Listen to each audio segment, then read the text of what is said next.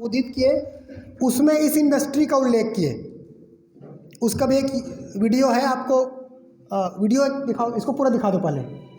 ये गणेश जी आपको समझ में दिख रहे हैं? तो ये मैं कहूँगा छत्तीसगढ़ के लिए नहीं, पूरे भारत देश के लिए गौरव का विषय है। ये इन्वेंशन का इतना बड़ा विज़न है, मतलब लोहा और सीमेंट उसके विकल्प के रूप में ये चीज़ खड़ा हो रहा है। ठीक है, तो बड़ी खुशी की बात है कि हमारे छत्तीसगढ़ के किसी व्यक्ति ने, गांव के किसी व्यक्ति ने इतने बड़ा चीज़ इन्वेंशन किया है जो आने वाले समय में विदेश में भी जाएगा। अभी तक जो क्रैश बैरियर लोहे का होता था, केवल पहली बार बहुत सारे लोग सोचते थे, इन्होंने कर दिखाया, और वो करने वाला कहीं नहीं, यहीं पास में ही गांव में, उसको आपको ले भी जाएंगे यहाँ से 20 किलोमीटर दूर। पिछले 4-5 साल से लगे थे, सब बोलते थे क्या फालतू प्रोजेक्ट करो, फालतू कर रहे करके, लेकिन भारत सरकार ने नेटरेक्स ने इसको पास किया। तो आज आप लोग इस विज़न के साथ सुनना, इसलिए नहीं कि मेरे बड़े भाई हैं, कॉलेज के डायरेक्टर हैं, कोषाध्यक्ष है, संस्थापक, नहीं, इसलिए कि एक इन्वेंटर है, उसका माइंड किस तरीके से चलता है उस दृष्टि के साथ आप लोग सुनना, ठीक है। और आखिरी में आपका क्वेश्चन भी होना चाहिए, आइडिया कैसे आया, बहुत सारे क्वेश्चन आप निकाल के रखना, अच्छे से सुनना, ठीक है, क्योंकि निश्चित तौर पे भी बहुत छोटी सी शुरुआत है, लेकिन बहुत बड़े लेवल पे जाएगा। आने वाले समय में हज़ारों लोगों को रोज़गार मिलेगा इसके माध्यम से, है ना। अभी असम में भी बहुत लोग को मिलना शुरू हो गया। भैया लोग को बुलवा लीजिए सीधा, तो आप लोग बढ़िया स्वागत भी करेंगे, और एक दीप प्रज्वलन के समय वंदना का एक अंतरा, और सीधे हम लोग बिना देरी के कार्यक्रम को स्टार्ट करेंगे। भैया लोग आएंगे तो खड़े होकर स्वागत करेंगे। मानी पीताम्बर सर, वंदना एक अंतरा, हाँ आइए प्लीज़, एक अंतरा कर लेंगे और थोड़ा स्वागत के बाद फिर सीधे स्टार्ट करेंगे। तो वही उसी को लाइए, जो बैकग्राउंड में चाहते उसी को लाइए। ठीक ठीक, पीपीटी में दिखाएंगे क्या? अच्छा, तो शुरू में अगर बैठते तक वो चल जाए, फिर पीपीटी कर लेंगे बाद में, है ना, ले लेंगे।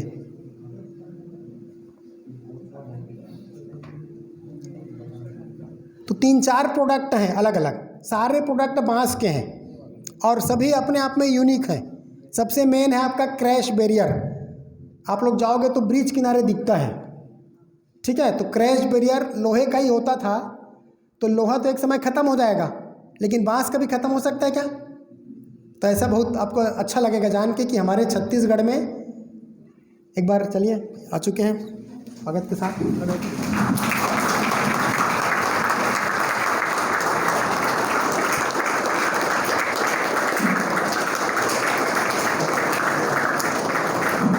सीधे दीप प्रज्वलन करेंगे, वंदना का एक अंतरा, उसके बाद आज का सेशन शुरू करेंगे।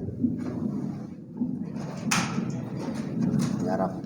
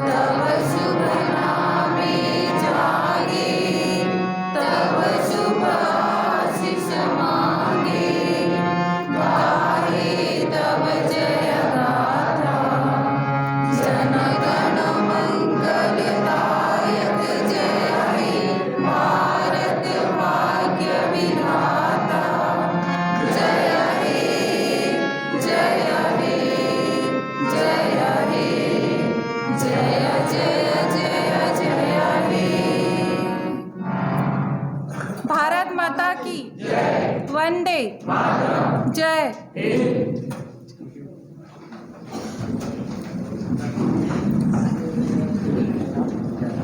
भीम भैया प्लीज़ प्लीज़ आगे आइए, आगे आइए। मनन भाई आइए, थोड़ी देर आ जाइए, थोड़ी देर के लिए आ जाइए।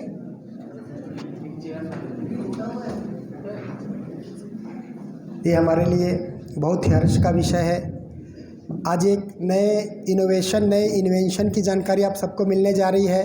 और जितने लोग मंच पे बैठे उसमें से कोई भी अतिथि नहीं है, ठीक है? सब इसी परिवार के, समाधान परिवार के महत्वपूर्ण हिस्सा हैं, महत्वपूर्ण पार्ट हैं। फिर भी एक परंपरा रही कि हम अपने बीच अतिथि वक्ता के रूप में भले आए हैं, लेकिन इसमें से अतिथि कोई भी नहीं है। तो हम पूरे महाविद्यालय परिवार की ओर से सबका स्वागत करेंगे। तो मैं निवेदन करूंगा उमेश भाई से, आज के हमारे मुख्य वक्ता आदरणीय बड़े भैया गणेश वर्मा जी का, संस्थापक समाधान महाविद्यालय, संस्थापक भव्य सृष्टि उद्योग, और आज के मुख्य वक्ता का स्वागत करेंगे पुष्पगुच्छ से। और निधि मैम आएंगी और आशा दीदी एक तुलसी का पौधा भेंट करेंगे। निधि मैम, आशा दीदी।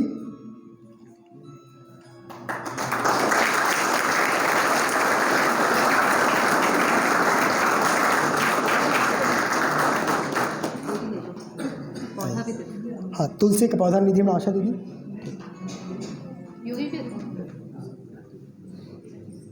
आइए आइए आप लोग।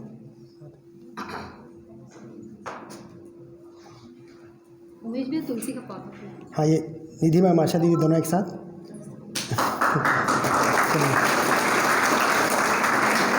हाँ, ऐसा ही।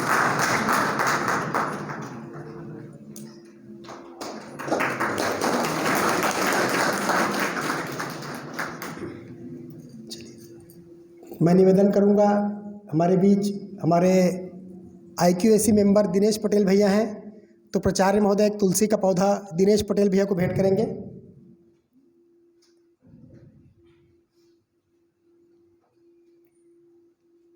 एक बार दिनेश भैया का भी स्वागत और सम्मान।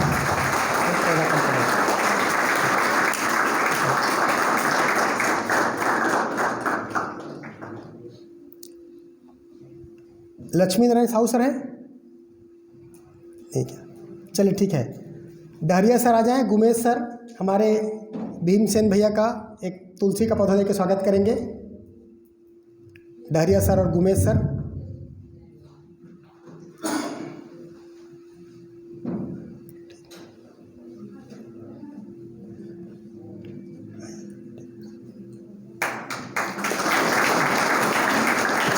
पौधा प्रीति मैम आएंगे, HOD। संगीता मैम भी है क्या? संगीता मैम, प्रीति मैम आके मनन भैया का, मनन भाई का पुष्पगुच्छ से। प्रीति मैम,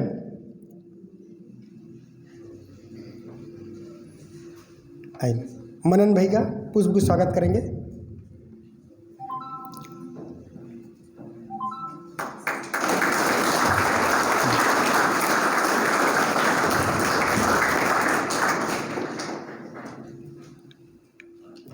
जो भव्य सृष्टि उद्योग है, मैं थोड़ा सा परिचय 2 मिनट में करा के सीधे मैं माइक आदरणीय बड़े भैया गणेश भैया को सौंपूंगा, लेकिन थोड़ा सा बैकग्राउंड रख दूं। ये वाकई में केवल बेमेतरा और छत्तीसगढ़ के लिए गौरव की बात नहीं है। जैसे मैं इसका विज़न देख पाता हूँ, ये पूरे भारत देश के लिए गौरव की बात है कि एक नया इनोवेशन, नया इन्वेंशन जिस जगह में होने का सौभाग्य मिला, एक तो माँ भद्रकाली की पावन भूमि बेमेतरा जिला, और इसी के पास यहाँ से 20 किलोमीटर दूर कठिया गांव सब लोग जानते हैं। तो कठिया में ही इसकी फैक्ट्री है, जहाँ पे भैया लंबे समय से 3-4 साल से लगभग प्रयास कर रहे थे, और करते करते उनके हाथ से ये इन्वेंशन हुआ है ना, बैम्बू क्रैश बैरियर और तीनों चीज़ों का, उसकी पूरी जानकारी आपको देंगे। और ये कैसे धरती के प्रकृति के अनुकूल है और किस तरीके से ना केवल रोजगार सृजन में बल्कि पूरे धरती, पूरे प्रकृति के अनुकूल। तो एक बहुत बड़ा काम हो गया। मैं आपको थोड़ी देर पहले परिचय भी दे रहा था कि माननीय केंद्रीय मंत्री श्री नितिन गडकरी जी भी 4 बार भैया को बुलवा चुके हैं इस चीज़ को जानने समझने के लिए, और काफ़ी अप्रिशिएट करते हैं कोई भी नए इन्वेंशन को।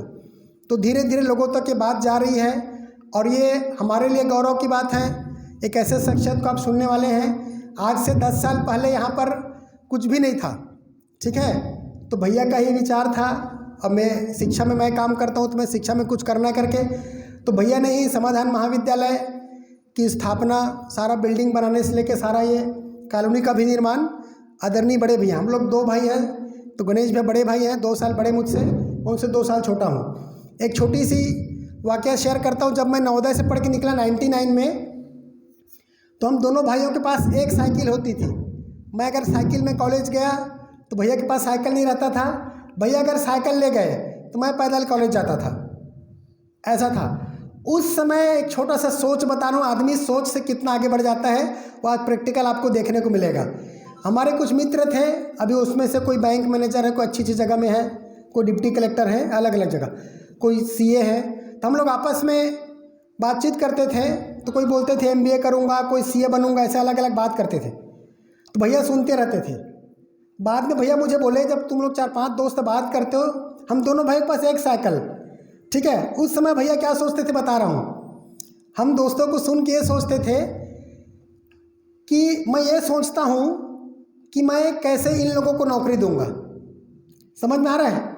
वो ये नहीं सोचते थे कि मुझे CA बनना, MBA करना है, मैं कैसे इन लोगों को नौकरी दूंगा। और आज वाकई में उससे अधिक की आधारशिला वो रख चुके हैं। आने वाले समय में मैंने जैसे कहा, हज़ारों लोगों के लिए रोजगार सृजन का माध्यम भव्य सृष्टि उद्योग बनने जा रहा है। आज उसकी पूरी जानकारी आपको मिलेगी। मैं बहुत ही सम्मानपूर्वक अपने बड़े भैया आदरणीय गणेश भैया को बुलाऊंगा। उनके दिमाग में आइडिया कैसे आया, क्या क्या काम चल रहा है। अभी भैया इसमें जितने बैठे उसमें से 5-7 बच्चे बस विजिट किए हैं, मतलब बाकी लोग जा चुके हैं। ITI वाले गए थे लास्ट ईयर, वो जा चुके हैं। तो आप लोग को अवसर नहीं मिला है, तो आप लोगों को इसी साल दिसंबर तक या जनवरी में जैसे समय मिलेगा बुलाएंगे। और थोड़ा सा बता दूं, भव्य सृष्टि उद्योग को पूरा संभालने वाले, पूरा काम देखते हैं वहाँ पर आदरणीय हमारे भीम शंकर भैया, एक बार उनके लिए स्वागत सम्मान। तो चूँकि वहाँ क्या काम देखते हैं, कैसा है, उसको परिचय के लिए भैया बुलाएंगे, इसलिए मैं डिटेल परिचय नहीं करा रहा हूँ। दूसरा, गुजरात से हमारे बीच मनन भाई, एक बार मनन भाई भी थोड़े से लेंगे। मनन भाई बेसिकली इंजीनियर हैं, BTech MTech हैं और गुजरात से हैं, और आके भव्य सृष्टि उद्योग का बहुत सारा टेक्निकल चीज़ों को भी और बहुत सारी चीज़ों को संभाल रहे हैं। तो क्या क्या काम देखते हैं मुझे भी पूरा नहीं पता, आज मैं भी उत्साहित हूँ इनको सुनने के लिए। तो जब भैया रखेंगे बातचीत तो हम लोग चेयर को साइड में लगा लेंगे। तो सीधे आमंत्रित करता हूँ गणेश भैया जी को।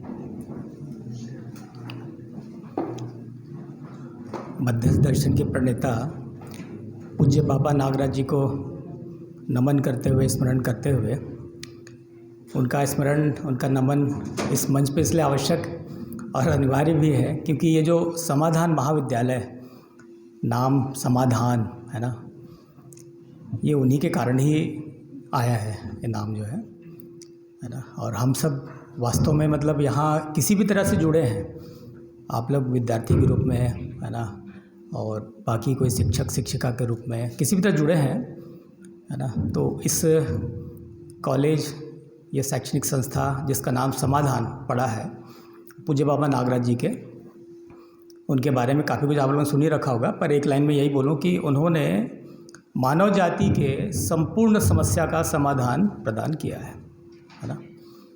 और उन्होंने जो समाधान जो प्रदान किया है उसको इस धरती में बाकी जगह शिक्षा के माध्यम से है ना सभी तक पहुंच जाए, इसलिए ये शैक्षणिक संस्था समाधान महाविद्यालय संकल्पित होके प्रयास जैसी भी परिस्थिति हमारी है ना कर रही है। आप लोगों ने मतलब मैं देखिए पहली बार ऐसा स्पीच देने के हिसाब से, और एक स्पीकर को जिस तरह से इस संस्था की परंपरा है ना, औपचारिकता बोले फॉर्मेलिटी बोले है ना, पर मेरे को सही बता रहा हूँ ये औपचारिकता या फॉर्मेलिटी फील नहीं हुआ, मेरे को एकदम आप लोगों के हृदय का प्यार दिखा है ना। अवधेश भाई ने जो मतलब जो भी 4 लाइन पुरानी बातें याद करके जो किया, तो एक सही जो अंदर से हृदय से जो सम्मान होता है, प्यार होता है, वो मैंने फील किया। तो इसके लिए बहुत धन्यवाद। इसी के साथ हम शुरू करते हैं।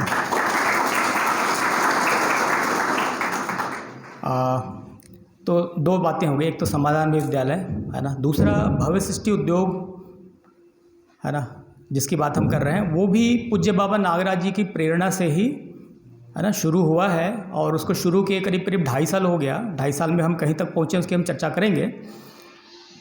अब समाधान महाविद्यालय और भव्य सृष्टि उद्योग के बीच का जो कनेक्शन है, इसमें पूज्य बाबा नागराज जी की प्रेरणा आशीर्वाद एक मूल कड़ी है।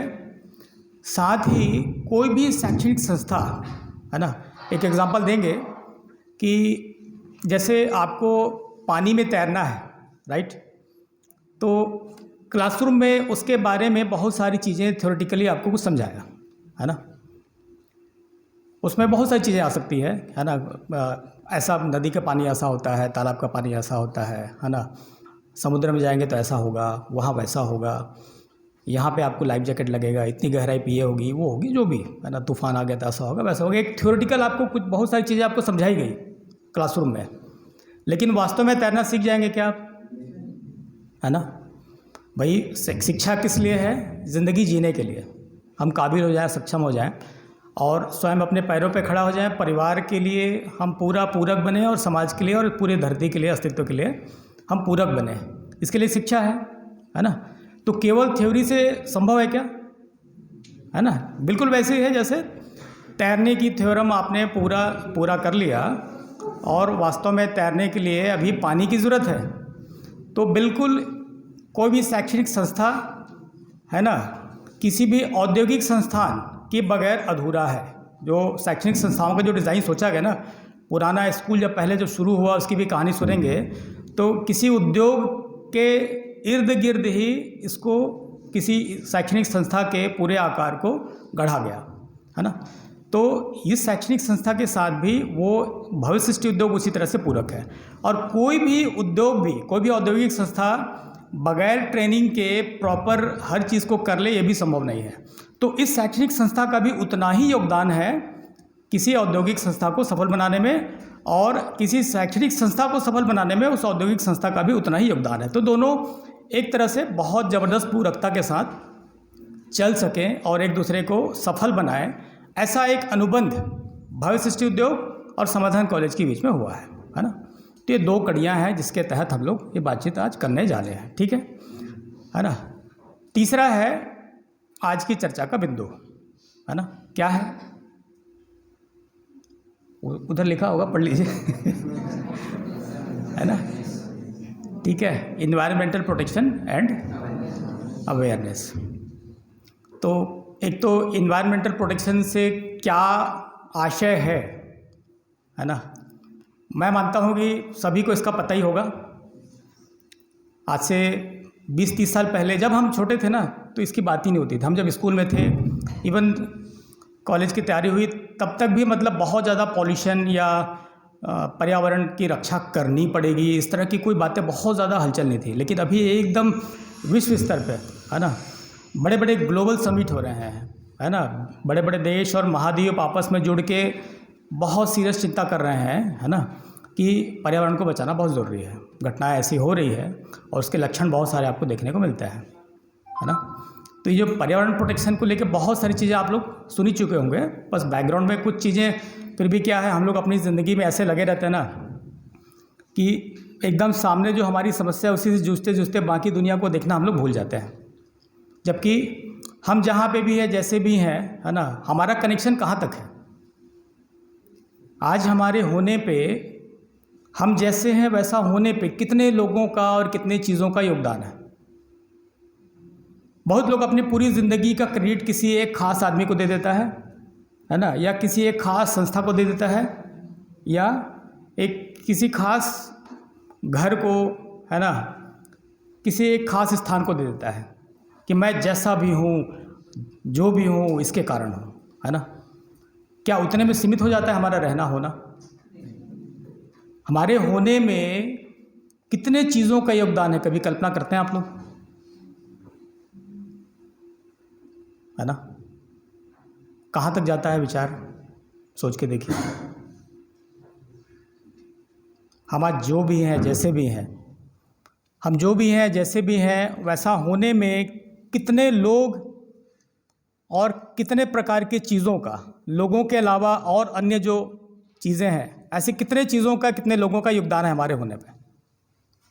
कोई आंसर देना चाहेंगे, बहनों में, भाइयों में?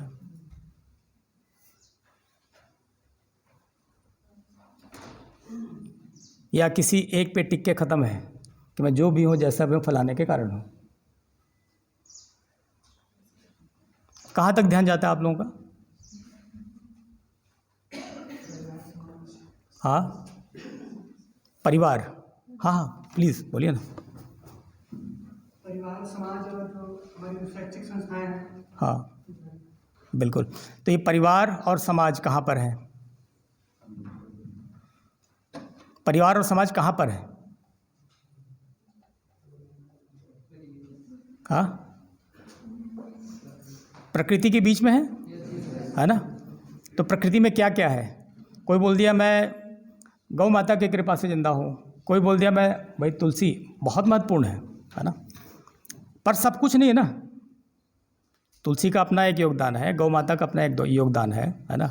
मैं फलाने की कृपा से जिंदा हूँ।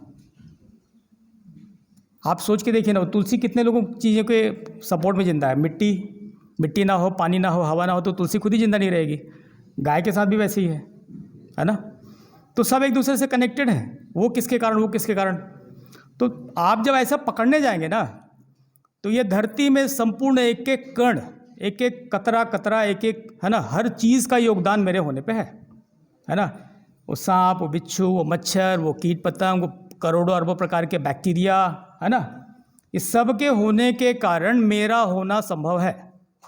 आप लोगों ने कभी सुना है कोई थ्योरी है और उसका पूरा कनेक्शन है ना, कि अगर मधुमक्खी खत्म हो गई तो धरती खत्म हो जाएगी। ऐसा सुना है आप लोगों ने? कितने लोगों ने सुना है? अब एक मधुमक्खी का कितना बड़ा रोल, यहाँ कितनी मधुमक्खियाँ दिख रही है ना। अभी यहाँ नहीं है तो अभी तो हम लोग जीवित हैं। क्या तुरंत हमारा कनेक्शन दिखता नहीं है, पर एक मधुमक्खी कितना रोल है, वैसे ही हर चीज़ का रोल है ना। तो सोचने जाए तो हमारे होने में एक एक चीज़ों का रोल है। अब इस धरती के होने में, ये तो धरती के अंदर की बातें कर लिए, ये धरती के होने में किसका किसका रोल है? ये पूरे नवग्रह सोलर सिस्टम, ये पूरे सोलर सिस्टम के होने में कितने का रोल है ना। पूरा ब्रह्मांड, पूरी गैलेक्सी और ऐसे अनंत ब्रह्मांड। तो हमारा जैसा है वैसा होने में कहाँ तक का कनेक्शन है?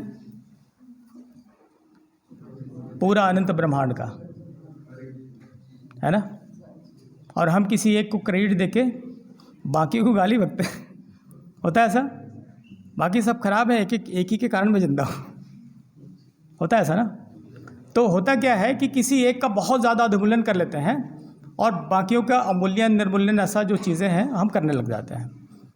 तो हर चीज़ का अपना एक महत्व है और हर चीज़ अपने आप में पूरा है ना। कोई कम या ज़्यादा नहीं है। सब एक बराबर हैं, सबका एक बराबर रोल है। उसमें से कोई भी कड़ी टूटती है ना तो बहुत ज़्यादा असंतुलन पैदा होता है ना। हम बात वहीं तक ले जाना चाह रहे हैं कि कोई भी कड़ी टूटती है तो असंतुलन पैदा होता है ना, ये होता है। तो इन्वायरमेंट प्रोटेक्शन की जब हम बात कर रहे हैं, कई सूचनाएं आप लोगों को मिली गई है, विश्व स्तर पे हल्ला है ना। सारे बड़े लोग, मतलब जैसे अभी तक का सबसे महान वैज्ञानिक के रूप में आज लेटेस्ट में जैसे स्टीफन हॉकिंस का नाम आप लोगों ने सुना है ना। उन्होंने घोषणा की कि ये धरती जो है ख़त्म हो जाएगी और इसको बचाया ही नहीं जा सकता, है ना। तो लोगों ने पूछा कि कितने साल का लाइफ है इसका, तो उन्होंने लगभग 200 साल बताया। ये डेटा कितने लोगों के पास है, गूगल करके देख लीजिएगा, है ना। स्टीफन हॉकिंस ने बोला कि ये धरती 200 साल में ख़त्म हो जाएगी। तो लोगों ने पूछा कि इसका फिर क्या उपाय है, क्या करें। तो चूंकि बड़े वैज्ञानिक थे तो उन्होंने बहुत बड़ा सोचा, बड़ी सोच का बड़ा जादू। क्या सोचा पता है? उनका रिप्लाई था कि अब देखो, एक धरती से काम नहीं चल रहा है। इतनी बड़ी धरती को, भाई सबको पता है ये धरती ख़त्म होने वाली है, तो किसके कारण ख़त्म होने वाली है? हाँ, किसके कारण? पॉल्यूशन कौन किया? हाँ, फाइनली सोचेंगे तो आदमी के कारण, है ना। आदमी ने वो कड़ियों को, जिसके कारण सारा चक्र जुड़ा हुआ है, सारा साइकिल मेंटेन होता है, वो सारे कड़ियों को कई जगह से छिन्न भिन्न कर दिया है, सारी कड़ियों को तोड़ के रखा है ना। और ख़ासकर देखिए, एक समय था, है ना, जब साधु सन्यासी तपस्वी लोग, है ना, जो कुछ शोध करते थे, आध्यात्मिकता की बात करते थे, उनकी बातों पे आंख बंद करके श्रद्धा आस्था पूर्वक भरोसा करते थे। अभी उनका वाला पार्ट काफ़ी कमज़ोर हुआ है, उनके प्रति भरोसा वाला पार्ट काफ़ी कमज़ोर हुआ है ना। अभी किस पे ज़्यादा भरोसा करते हैं सबसे ज़्यादा? साइंस, है ना, साइंटिस्ट। वो जो कहें वो आज की डेट में फाइनल अगर भरोसा करने लायक है तो वही है, ऐसा मान के चलते हैं, है ना। और ऐसा हमेशा होता है क्या? वो लोग कोई बड़ा खोज करते हैं, पूरी दुनिया में तहलका मचता है। जैसे हरित क्रांति आई, पूरी दुनिया में मतलब भयंकर रिवॉल्यूशन हुआ, भूखमरी से मर रहे थे लोग। उसका फ़ायदा एक तो हुआ कि भूखमरी दुनिया में ख़त्म हो गई लगभग, है ना। इतना उत्पादन कर दिया हरित क्रांति ने। लेकिन उस हरित क्रांति का दुष्प्रभाव आज पूरी दुनिया चिल्ला रही है, ऑर्गेनिक फार्मिंग, ये सब दुनियादारी के नाम से, है ना। तो मान लो हरित क्रांति एक 50 साल के पहले मान लो आया, तो वो चीज़ वैसा नहीं है जो एग्जैक्टली साइंटिस्ट लोगों ने कहा। ऐसा दुनिया को पता लगने में कितने साल लग गए? 50 साल लग गए, है ना। तो किसी चीज़ को वो सही है कि गलत है, उसका वैलिडेशन के लिए टाइम इतना लग जाता है कि उसमें 1-2 पीढ़ी निकल जाती है, तब तक तो कबाड़ा हो चुका रहता है। फिर उसके समाधान के रूप में कोई दूसरी चीज़ लाते हैं लोग, लाते हैं, है ना। एकदम नया खोज आया, इससे पूरी दुनिया चेंज हो जाएगी, पूरा क्लाइमेट चेंज हो जाएगा, ये हो जाएगा, वो हो जाएगा, बहुत सारी चीज़ें होती है ना। फिर एक लंबे समय जाने के बाद पता चलता है ना। कई ऐसे शोध हुए हैं भैया, रिकॉर्ड है, देख लेना। पेनिसिलिन नाम का कोई चीज़ सुना होगा आपने? अभी है कहीं पे, रिवोल्यूशन था, है ना। बहुत लंबे समय पता चला कि इसका तो बहुत भयंकर रिपरकशन है, बाहरी दुष्परिणाम भी आ रहे हैं। तो क्या होता है कि एक समय जब आता है तो पूरी दुनिया बदल जाएगी करके इन लोग दावा करते हैं, और आंख बंद करके, क्योंकि अंतिम भरोसा उन्हीं के ऊपर है ना। ईश्वर आत्मा परमात्मा तो दिखा नहीं, जिन पे भरोसा करते थे पहले, है ना। तो वो वाला भाग कमज़ोर हुआ है। साइंटिस्ट लोग, क्योंकि कुछ चीज़ें, अब ये माइक है, एक मोबाइल है, ऐसी चीज़ें हैं, हवाई जहाज़ से जाना आना, रॉकेट छोड़ रहे हैं, सैटेलाइट बना दिए, दुनिया भर का ऐसा कर दिए हैं ना कि वहाँ आदमी को क्वेश्चन नहीं है कि इन लोगों ने कुछ सिद्धांत को पहचाना है और दुनिया को काफ़ी आगे बढ़ाया है, वहाँ कोई शंका नहीं है। पर उन सब चीज़ों को करने के बाद उसका जो दुष्परिणाम आया है, इतना बड़ा आया है कि उसको समझने में इतना लंबा, कई डिकेड्स लग जा रहे हैं, है ना। तब तक गाड़ी आगे निकल चुकी है, जो इतना डैमेज होना था वो डैमेज हो चुका है। और इतना डैमेज हो चुका है कि स्टीफन हॉकिंस जैसा अब तक का सबसे महान वैज्ञानिक के रूप में जाना जाता है, वो कह रहा है कि अनरिपेयरेबल हो गया है धरती। क्या बोल रहे हैं? ये रिपेयर हो ही नहीं सकता, है ना। तो इसका अब समाधान उन्होंने क्या बताया कि भैया ऐसी 4 धरतियाँ हमको ढूंढनी चाहिए, क्या करनी चाहिए? 4 पृथ्वी ऐसी ऐसी हम ढूंढ लें और हम लोग वहाँ पे शिफ्ट हो जाते हैं। कितना बढ़िया आइडिया है ना? बहुत सुंदर आइडिया है। अब बड़े लोग हैं भैया, बड़े सोचेंगे, है ना?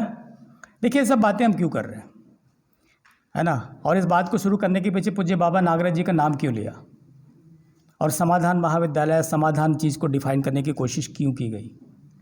भैया देखिए, बहुत चमत्कारिक कोई काम हम करने की सोच भी नहीं रहे हैं। बहुत छोटे छोटे उपाय करके, बहुत छोटे छोटे काम करके हम उस आश्वस्ति तक पहुंचना चाह रहे हैं, और हमको उतना आश्वस्ति हो भी गया है कि हम इस धरती को बचा लेंगे, है ना? बहुत छोटे छोटे स्टेप्स हैं। कोई 4 धरती ढूंढ के और वहाँ पूरा, है ना, जैसे एलन मस्क का भी लगा हुआ है मार्स में शिफ्ट करने के लिए सबको, मिशन मंगल, हाँ, है ना? अब वो पहला ट्रिप खुद ही जाऊंगा, बहुत सारी चीज़ें हैं, आप लोग सब न्यूज़ में पढ़ते होंगे, है ना? तो वो मार्स में शिफ्ट कर लें। मार्स तो बहुत बड़ा है धरती से, है ना? तो स्टीफन हॉकिंस का जो 4 धरतियों का जुगाड़ है वो एक ही में कर दूंगा सोच रहे हो, है ना? और देखिए अच्छी बात है, हर आदमी मसीहा बनना चाहता है ना? मसीहा बनने की कामना तो होती है ना, क्योंकि मसीहा लोगों की पूजा बहुत हुई है इस धरती पे, है ना? सभी संप्रदायों में, है ना, सभी धार्मिक आस्था वाले जो भी संगठन रहे हैं, है ना, सब में कोई न कोई मसीहा हुआ जिसकी बहुत पूजा हुई, और उसको आदर्श मान के उसको अनुसरण करने की कोशिश सबने की है। तो हर आदमी के अंदर जो भी थोड़ा बड़ा होता है ना, सबको लगता है कि मैं भी मसीहा बनूं। अब उनकी मसीहत कहाँ दिख रही है कि वो सबको मंगल में शिफ्ट कर दूं। सोच बहुत बढ़िया है, इसमें कहीं मतलब उसमें कोई खोट नहीं है, हम उसको कोई आलोचना कर रहे हैं, ऐसी बात नहीं है। सोचना चाहिए, सभी सोचते ही है, हर आदमी बड़ा करने का सोचता है, सबकी मदद करने की सोचता है, सबके लिए अच्छा करो सोचता है ना? भैया प्रणाम, आइए आइए।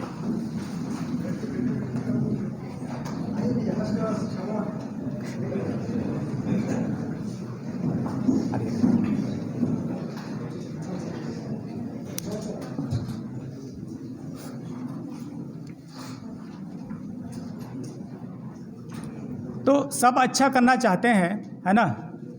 और अपने हिसाब से हर कोई समाधान ढूंढता है, समस्या का समाधान अपने हिसाब से ढूंढता है, और जितना बड़े से बड़ा कर सके। देखिए आप लोगों को भी कोई जिम्मेदारी मिलती है अपने घर परिवार में, है ना? कोई भी कार्यक्रम हो या कॉलेज में भी कोई जिम्मेदारी मिलती है आप लोगों को, तो अपना बेस्ट कैसे कर सकूं, ऐसे सबके मन में कामना रहती है। जिन्होंने मुझे जिम्मेदारी दी है उनकी नज़र में मैं अच्छा हो सकूं, खुद की नज़र में अच्छा हो सकूं, इतना करने की इच्छा सबकी होती है, सब अच्छा सोचते ही हैं। पर एकदम से ऐसा कुछ सोच लें कि भैया इस पूरी धरती को ही, पूरा सारे लोगों को दूसरे ग्रह में शिफ्ट कर दें, कितना संभव लगता है भैया? और कितना बढ़िया आइडिया है, कितना वायबल है, कितना फिजिबल है, कैसा लगता है? लगता है कि वो समाधान है ना? तो बहुत छोटे छोटे उपाय हैं, एकदम गारंटेड ये धरती बच जाएगी, है ना? ऐसा हमको पूरा लगता है। इसी से कुछ बातें हम शेयर आज हम करना चाहेंगे, ठीक है? आप सब तैयार हैं ना, है ना? देखिए यहाँ तक की बातों में कोई शंका हो तो थोड़ा इस बीच में कुछ कर सकते हैं। भूमिका में कुछ बात मैंने रखी हो और वहाँ किसी को कोई कंट्राडिक्शन लगा हो, है ना, तो इस पर किसी का हो तो अपन बात कर सकते हैं, बहनों में, भाइयों में, कहीं पे भी, है ना? आज सबको पता है बैकग्राउंड में कि हवा शुद्ध नहीं है, पानी शुद्ध नहीं है, भोजन भी शुद्ध नहीं है। जीने के लिए जो बेसिक 3 चीज़ें जो लग रही है, सांस लेने की हवा शुद्ध नहीं है। अभी तो चलो बेमेतरा हमारा काफ़ी बचा हुआ है, आने वाले समय में नहीं बचेगा भैया, उद्योग धंधे लग रहे हैं, यहाँ पे भी हो जाएगा। लेकिन अभी कृषि प्रधान जिला और आदरणीय अविनाश भैया का तो शुरू से मतलब बेमेतरा को लेकर इतना वो रहा है, यहाँ की पवित्रता और यहाँ के विकास को लेकर। लेकिन अब यहाँ पे भी उद्योग धंधे लग रहे हैं, बहुत सारे एमओयूज हुए हैं, है ना? अभी दिल्ली के बारे में सबने सुन रखा होगा कि दिल्ली का पॉल्यूशन रोज़ कहीं ना कहीं कुछ ना कुछ छपता है। और दिल्ली में आज से 30-40 साल पहले जब बॉटल में पानी बिकना चालू हुआ, है ना, तो पहली बार जिसने पानी बॉटल में पैक करके लॉन्च किया ना, सब लोग बोलते थे यार पानी कौन खरीदेगा, कैसा पागल आदमी है। पानी फ्री में मिलता था हमेशा, आज ही मिलता है ना, कहीं भी जाओ पानी तो बिल्कुल कोई भी पिलाता ही है, सबसे पहले पानी आता है, राइट? पानी कैसे बिकेगा? आज देखो कोई भी पी रहा है ना पानी खरीद के, 20 रुपये का बॉटल कोई भी खरीद रहा है आराम से।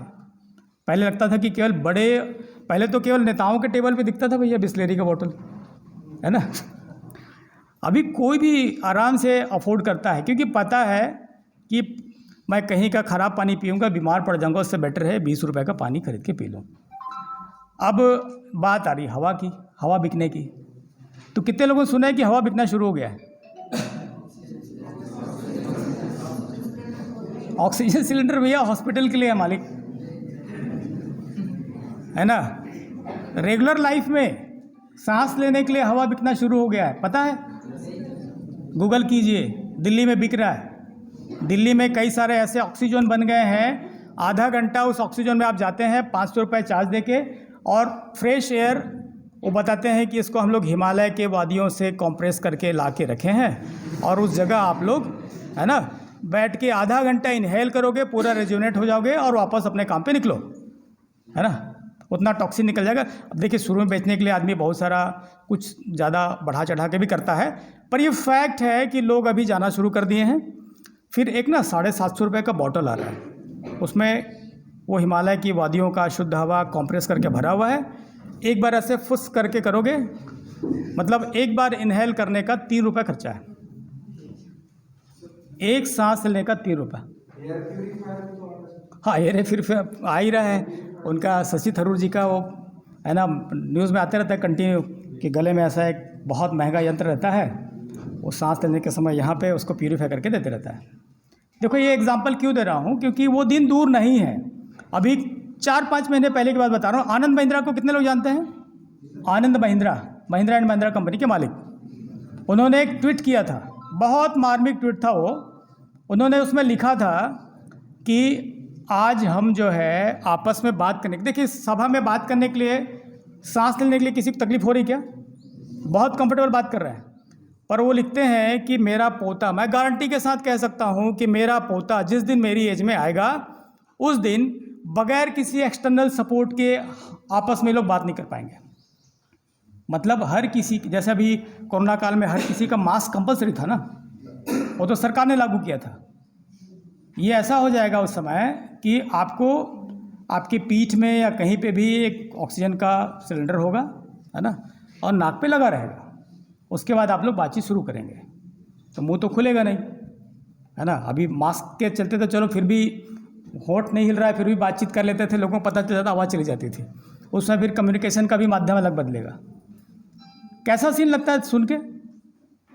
सांस लेने के लिए इतना होगा तो फिर बातचीत कैसे होगी, फिर क्या होगा, है ना। और कई सारे ऐसे वीडियोस भी आते हैं बीच बीच में, है ना। एक बहुत, खैर लंबा समय नहीं खींचता है सब एग्जाम्पल पे, बहरहाल इतना ही है कि आने वाला दिन वैसा नहीं है। 200 साल में स्टीफन हॉकिंस ने इस धरती को ख़त्म होने की घोषणा जो की है, वो मतलब 200 साल बाद अचानक कुछ हो जाएगा। कुछ हो जाएगा मतलब कल्पना क्या करते हैं? प्रलय के बारे में सब लोग सुने ना, प्रलय की चर्चा कब से है? ये प्रदूषण शुरू हुआ तब से प्रलय की चर्चा शुरू हुई है या उसके पहले से? पौराणिक कथाओं में हजारों साल से है ना। तो हुआ क्या है कि हमारी शिक्षा, हमारी मान्यता ऐसी आई हुई है कि प्रलय क्या है, निश्चित है ना। और ये किसने बताया है? पुराने महापुरुषों ने, पुराने ग्रंथों में है कि प्रलय निश्चित है। ये केवल हिंदुओं में है कि बाकी सब में भी है? बाइबल पढ़ा है किसी ने? बाइबल में एकदम क्लियर लिखा हुआ है, पूरा पिक्चराइजेशन है उसमें, है ना, कि धरती पूरी जलमग्न हो जाएगी। हमारी इसमें भी, हिंदू परंपरा में भी लिखा हुआ है कि धरती जलमग्न हो जाएगी। प्रलय की जो कल्पना है उसमें धरती जलमग्न हो जाएगी, है ना। कितने लोग देखें इसको? ऐसा तथ्य जो बना हुआ है, कितने लोग जानते हैं कि धरती जलमग्न हो जाएगी प्रलय की अवस्था में? मेरे ख्याल से सभी को ऐसे ही है, बहनों में सुने आप लोग? नहीं सुने, है ना। प्रलय होगी तो धरती जलमग्न हो जाएगी। बाइबल में भी सेम ऐसे ही है ना। एक पूरी धरती जलमग्न हो जाएगी, फिर एक खास सबमरीन आएगा। क्या आएगा? एक खास सबमरीन आएगा, उसमें प्रभु यीशु आएंगे, है ना। और वो केवल उस सबमरीन में उतने लोगों को बिठाएंगे जो प्रभु यीशु को प्यार करते हैं। ये कंक्लूजन है नेट, है ना। कुरान में भी क्या है? कयामत, सुने ना, तो देखिए, जितनी भी धार्मिक आस्था है, हजारों साल से ये चला आ रहा है कि प्रलय क्या है, निश्चित है। तो ये प्रलय निश्चित है, उस प्रलय तक पहुंचाने वाला कौन होगा, है ना? जिन्होंने उस प्रलय को सुना है वही पहुंचाएगा। तो जिम्मेदारी भी ले ली है कि प्रलय तक पहुंचाएंगे, है ना? ये हो गया है। कुछ भी बोलो भैया, किसी को दोष देने की बात नहीं है। उस ट्रेनिंग को लें या जैसे भी करें, जिस भी आशा, जिस भी कारण से हमने वो किया है, आज प्रत्यक्ष प्रमाण सामने खड़ा हो गया है कि आगे का दिन। और देखिए, वो 200 साल बाद एग्जैक्ट, जैसे स्टीफन हॉकिंस ने कहा है, अचानक ये धरती जो है पूरा जलमग्न हो जाएगा, ऐसा है, या अभी से धीरे धीरे हम लोग मरना शुरू हो गए हैं, है ना? बीमारियां कितने प्रकार की नज़र आ रही है अभी, ऐसी कई बीमारियां। भैया समय का बता दी थोड़ा।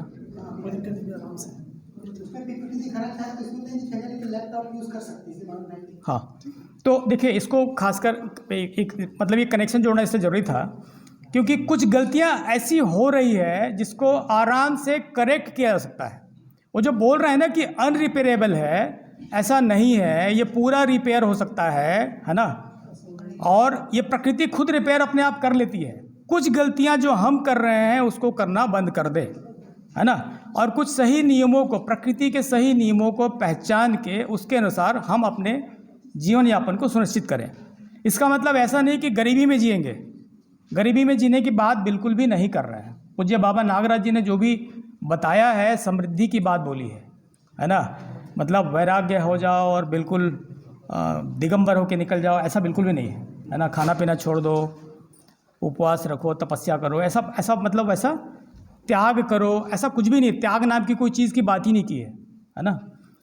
नियमों को समझकर, है ना, हमारा शरीर कैसे चलेगा और ये धरती कैसी है और हमारी सबके बीच पूरकता कैसी है, इन सभी चीज़ों को समझ के वैसा निभाने की बात है। और बहुत छोटे छोटे काम है, बड़े काम कुछ भी नहीं है कि यहाँ से रॉकेट बना के सबको मार्स में शिफ्ट कर दो, कहीं और शिफ्ट कर दो। इतना बड़ा सपना और ऐसा जो पॉसिबल वैसे भी नहीं है ना? वो पॉसिबल थियोरेटिकली वैसे भी नहीं है, कल्पना है वो।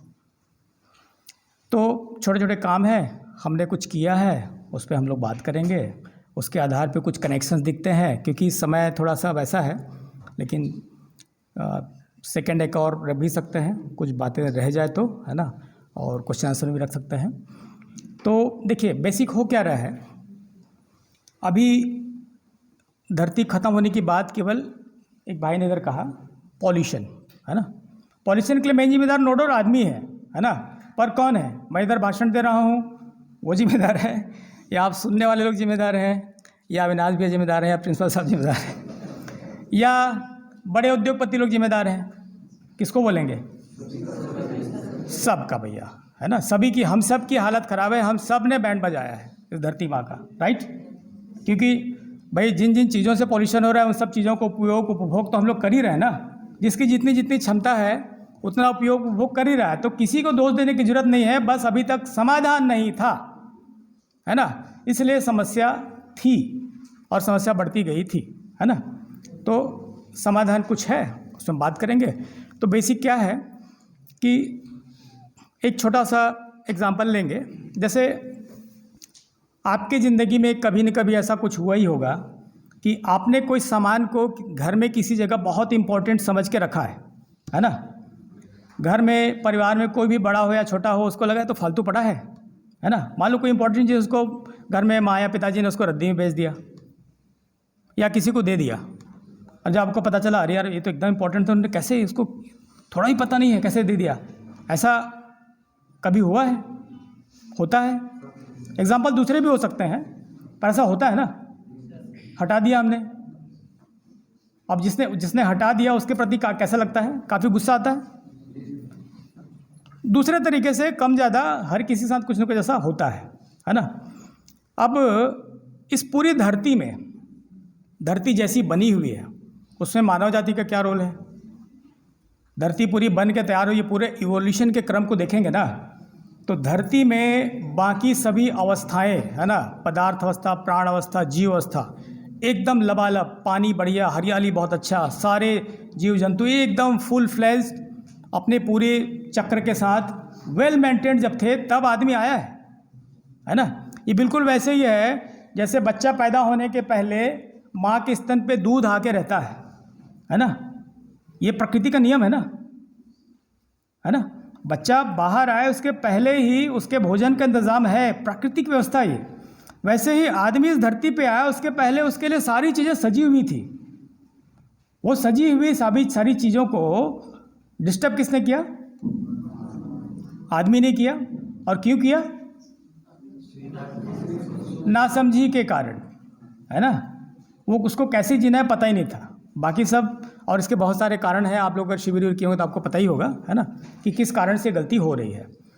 तो आपका सामान कहीं से हटा, आपका पूरा एक जो सोचा समझा जो प्लान है जितना भी रहा होगा वो चौपट हो गया, किसी ने उस सामान को निपटा दिया तो, है ना, बिना बताए। ऐसा होता है। तो ये धरती जो है कितने करोड़ों अरबों साल में इतनी हर तरह से सजी, है ना, और हर सामान अपने अपने व्यवस्था के अनुसार इस धरती वैसी बनी रहे उसके लिए कहीं पे कोयला है ना, कहीं पे लोहा है, कहीं सोना है, कहीं चांदी है, कहीं पे हीरा है, कहीं पानी का अथाह भंडार है, कहीं किसी चीज़ का भंडार है, कहीं रेत है ना, कहीं भयंकर जंगल है, कहीं पहाड़ है, कहीं ग्लेशियर है ना।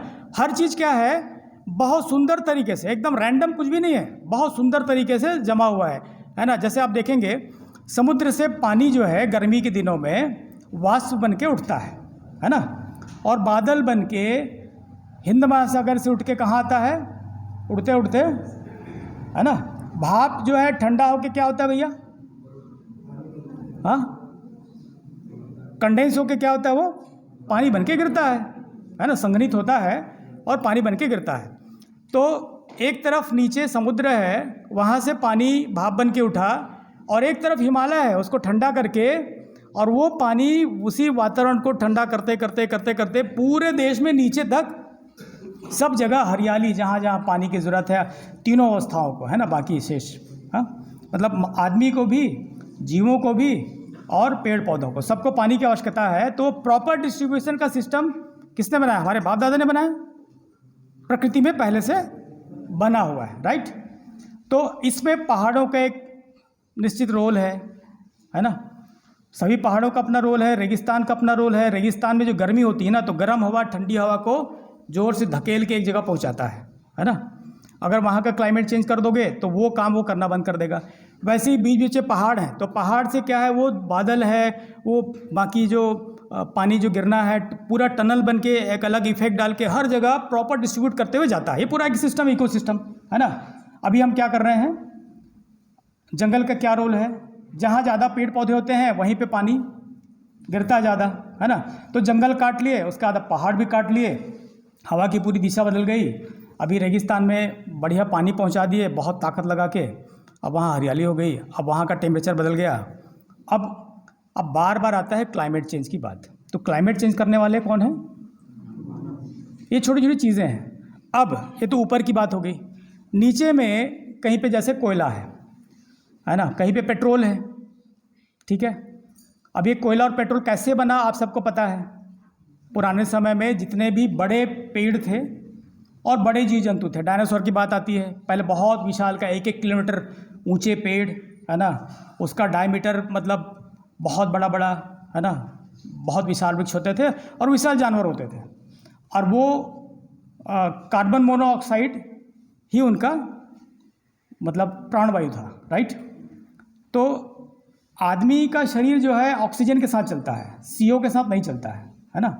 तो उनको सबको ख़त्म होना था और सारे कार्बन मोनोऑक्साइड को पचाना था, है ना। तो एक बड़ा भूकंप आया, बताते हैं, भूकंप आया, सारे पेड़ सारे जीव जंतु जो विशालकाय थे सब नीचे चले गए।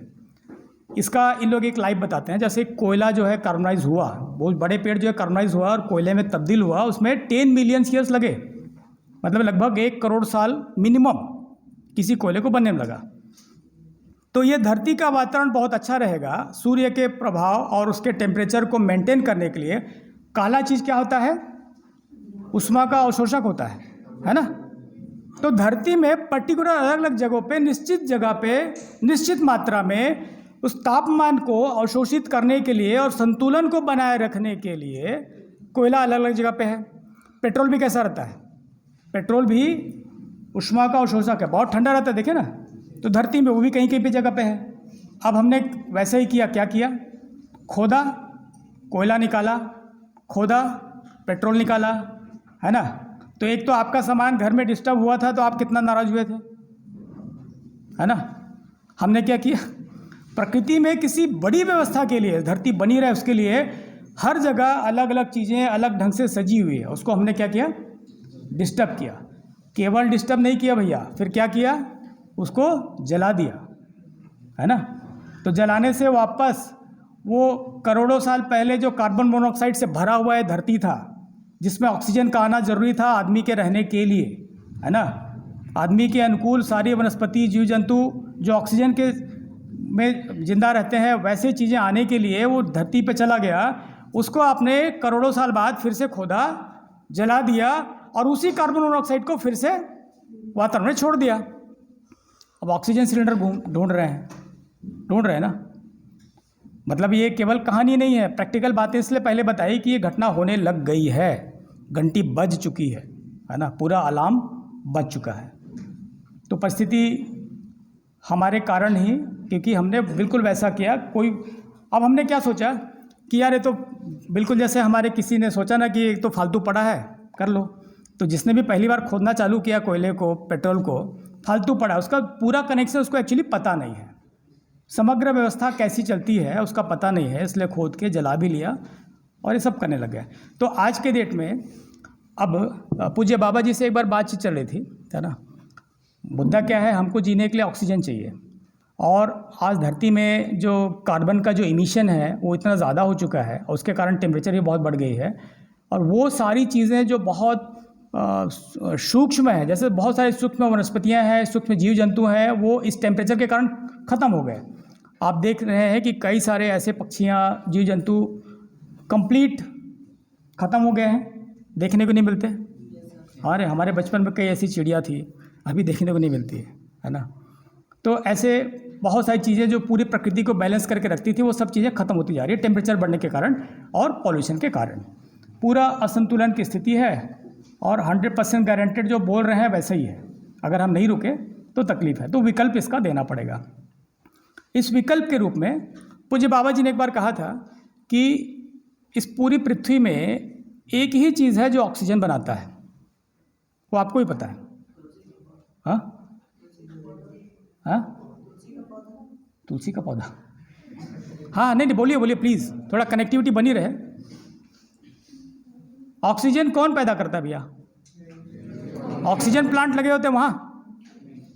ऑक्सीजन प्लांट वाले क्या करते हैं? ऑक्सीजन प्लांट कौन चलाता है? कोई आदमी चलाता है ना। तो आदमी वहाँ ऑक्सीजन बनाता है, क्या करता है? प्रकृति में जितनी मात्रा में ऑक्सीजन बनी हुई है उसी को वो एक सिस्टम से कंप्रेस करके भरता है और सप्लाई करता है ना। किसी भी मानव जाति में किसी का भी औकात नहीं है कि ऑक्सीजन का एक मॉलिक्यूल बना दे, किसी का औकात नहीं है। केवल एक ही कारक तत्व है ऑक्सीजन पैदा करने के लिए, वो है पेड़ पौधे, वनस्पति, है ना। पेड़ों के अलावा और कोई उपाय नहीं है। कुछ लोग बोलते हैं कि समुद्र में ऑक्सीजन पैदा होता है H2O।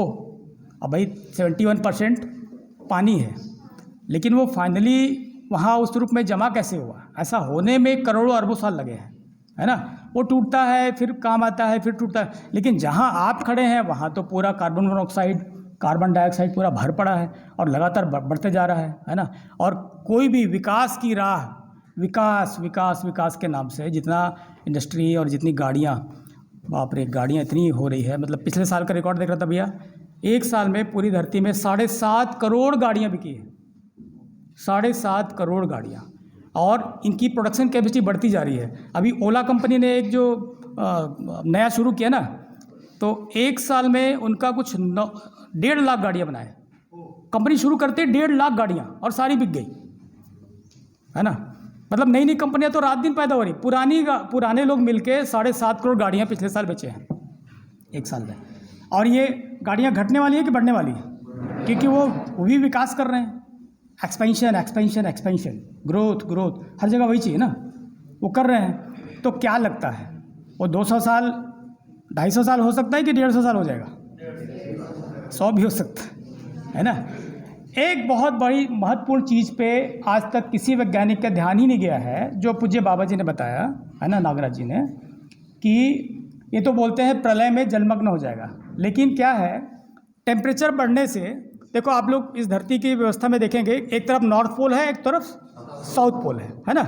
ये क्या है, ये पोल क्यों बोल रहे हैं कि दोनों का मिलके एक मैग्नेटिक फील्ड है ना। वो मैग्नेटिक फील्ड के कारण इस धरती का ऐसा आकार बना हुआ है, ठीक है। और मैग्नेट के बारे में आप लोग एक चीज़ जानते होंगे कि टेम्परेचर जैसे बढ़ता है तो मैग्नेट अपना प्रभाव छोड़ते जाता है, चुंबकत्व को खोते जाता है हीट के साथ में, राइट। तो एक सर्टेन टेम्परेचर के बाद नॉर्थ पोल और साउथ पोल का जो कनेक्शन है ख़त्म हो जाएगा, है ना। और जैसे ही वो कनेक्शन ख़त्म होगा एक टेम्परेचर के बाद, क्या होगा पता है, जलमग्न नहीं होगा, पूरे समुद्र से, है ना, ऑक्सीजन और हाइड्रोजन अलग हो जाएगा, है ना। धरती के सारे मतलब एक एक जो है ना पूरा धूल का कण बन जाएगा। ये कल्पना किसी की है ही नहीं, जबकि ये कभी भी पहले हो सकता है, बाकी चीज़ें तो बाद में होंगी, है ना, लेकिन ये कभी भी हो सकता है टेम्परेचर के कारण।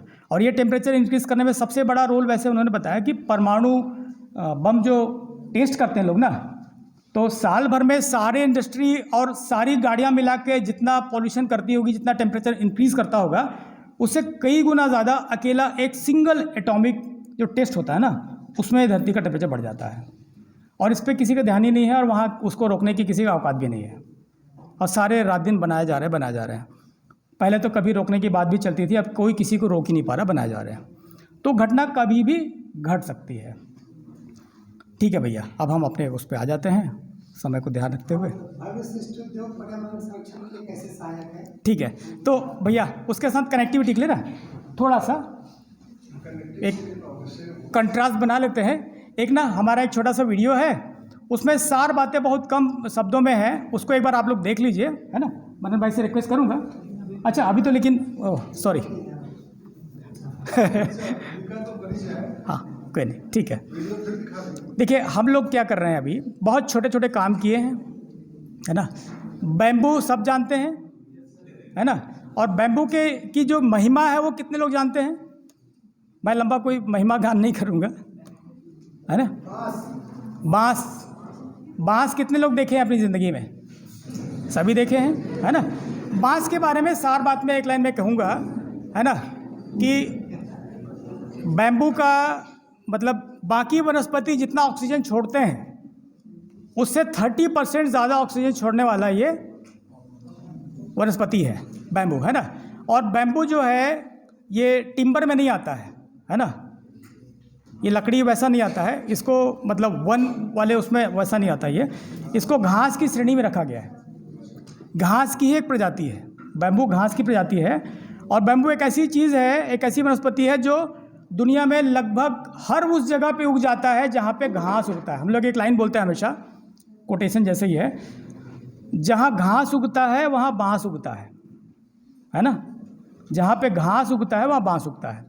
और इतना मतलब इसको एक और खिताब मिला हुआ है, जैसे 30% ज़्यादा ऑक्सीजन देता है दूसरे पेड़ों की तुलना में, वैसे ही एक और इसको खिताब प्राप्त है, fastest growing plant of the world, है ना। दुनिया का सबसे तेज़ गति से बढ़ने वाला ये प्लांट है, ठीक है।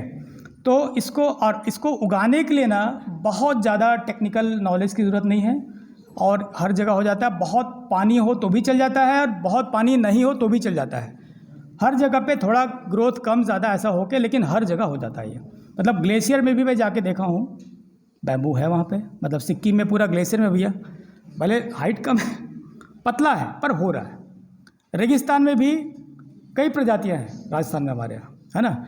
और बाकी नॉर्थ ईस्ट पे तो एकदम अबंडेंट भरा पड़ा है ना। भारत हमारा देश पूरी दुनिया में 2nd नंबर पे है बैम्बू उगाने पे। बैम्बू प्रोडक्शन में भारत दूसरे नंबर पे है, पहले नंबर पे चाइना है। बाकी देश बहुत थोड़े थोड़े हैं, कई देशों में तो बैम्बू है ही नहीं, मतलब कुछ और कारणों से नहीं होगा, पर मैक्सिमम मतलब 90% जगहों पे आपको बैम्बू मिल जाएगा, है ना। तो बैम्बू इजीली ग्रो हो सकता है, बहुत ज़्यादा ट्रेनिंग की ज़रूरत नहीं है। और तो हम लोग इसमें काम शुरू किए हैं। देखिए मेरा बैम्बू पे काम करने के पीछे हम लोग, अवधेश भैया ये बताओ, हम लोग क्या क्या बनाए हैं उसका कितने लोगों को पता है? अभी को कुछ भी नहीं पता है। कुछ 8-10 बच्चे बीएड थर्ड सेमेस्टर वो बस गए हैं, हाँ बाकी लोगों को कोई जानकारी नहीं। अभी, हाँ अभी कितने लोग गए हैं आप जहाँ भी सभा में बैठे हैं लोग में से? हमारे सिस्टर जो कितने लोग विजिट कर चुके हैं? बस ये 5-7 लोग हैं। हाँ हाँ 5-7 लोग हैं, उनको विजिट कराएंगे बाकी लोग को बाद में। ठीक है। तो देखिए, जैसे मेरे मन में जो ख्याल आया कि मैं क्यों इसको करूं, है ना, तो मैंने कहीं से पढ़ रखा था कि बैम्बू का tensile strength 6 time greater than steel. क्या पढ़ रखा था? बैम्बू का जो टेंसाइल स्ट्रेंथ है ना, टेंसाइल स्ट्रेंथ बहुत वैल्यूबल चीज़ है किसी भी प्रकार के निर्माण कार्य के लिए। जैसे लोहे में टेंसाइल स्ट्रेंथ के कारण ही ये सारे, जैसे इसमें बीम में जो लोहा लगा है, ये छत में जो लोहा लगा है, कॉलम में जो लोहा लगा है, ये लोहा कंक्रीट को इतना संभाल के रखा हुआ है। दोनों का ताना बाना जो बुना हुआ है और कंक्रीट के साथ जो कॉम्बिनेशन है ना, जिसके कारण पूरे लोग यहाँ इस छत के नीचे बहुत इत्मीनान से बिना डर के बैठे हैं कि गिरेगा नहीं छत, है ना।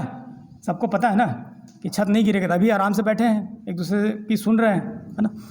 तो इसका कारण यही है कि लोहे में एक प्रकार का टेंसाइल स्ट्रेंथ नाम की कोई चीज़ है जो इसको पूरा संभाल के रखा हुआ है।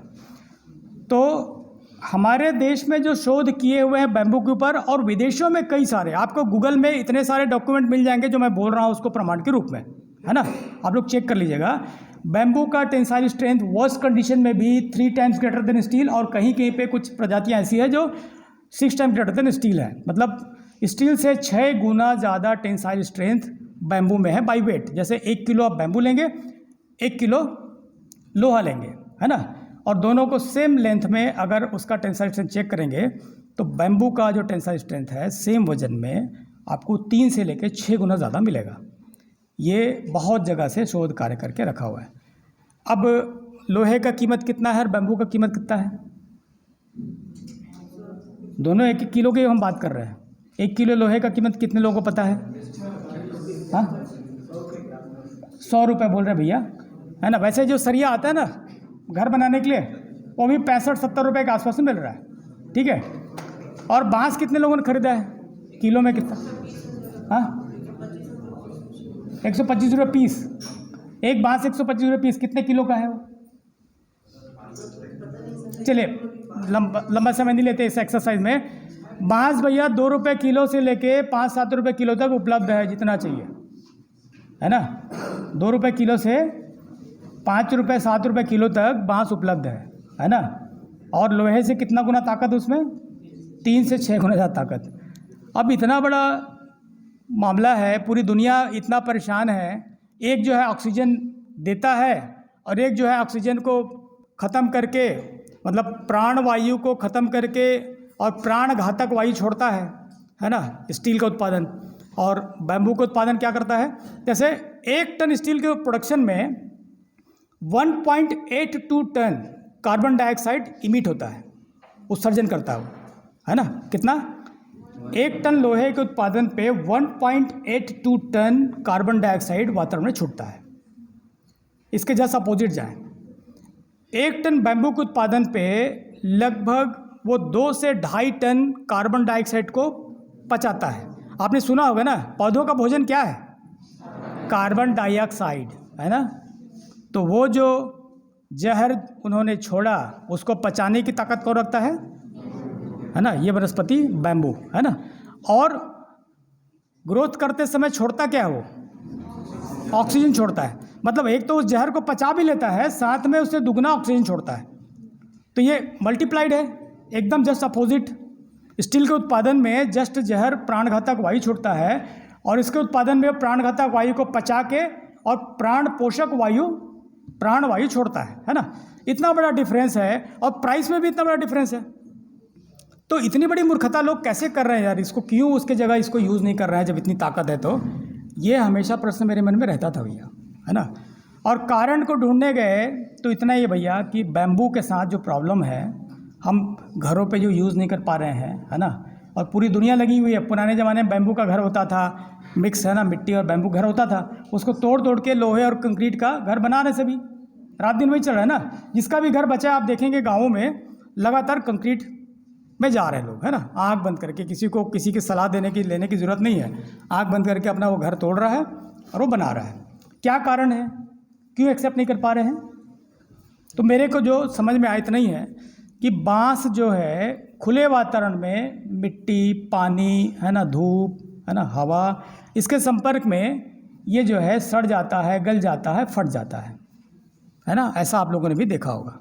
ठीक है, इस समस्या का समाधान अगर हम कर दें तो ये उसके जगह उपयोग होने लग जाएगा। ऐसे मन में विचार आया और यहाँ से हमने ये यात्रा शुरू की।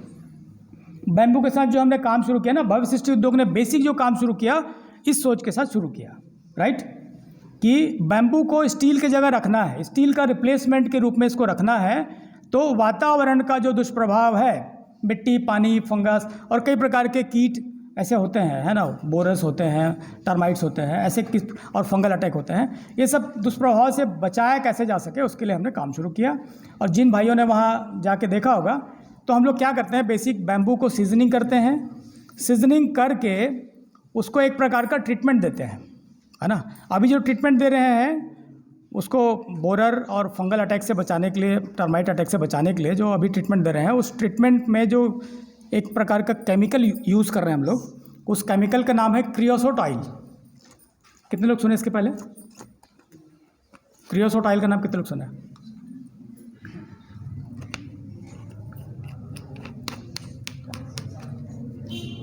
क्रियोसोट ऑयल एक प्रकार का पेट्रोलियम प्रोडक्ट है जिसके अंदर अच्छी मात्रा में बिटुमिन है, अच्छी मात्रा में नेफ्थलीन है। नेफ्थलीन तो सब जानते होंगे। डामर गोली दीमक से कपड़ों को बचाने के लिए उपयोग करते रहे हैं, खुशबू अच्छी आती है ना। तो उस क्रियोसोट ऑयल में अच्छी मात्रा में नेफ्थलीन है, डामर गोली। एक्चुअली डामर गोली क्रियोसोट ऑयल को ही शोधित करके निकाला जाता है।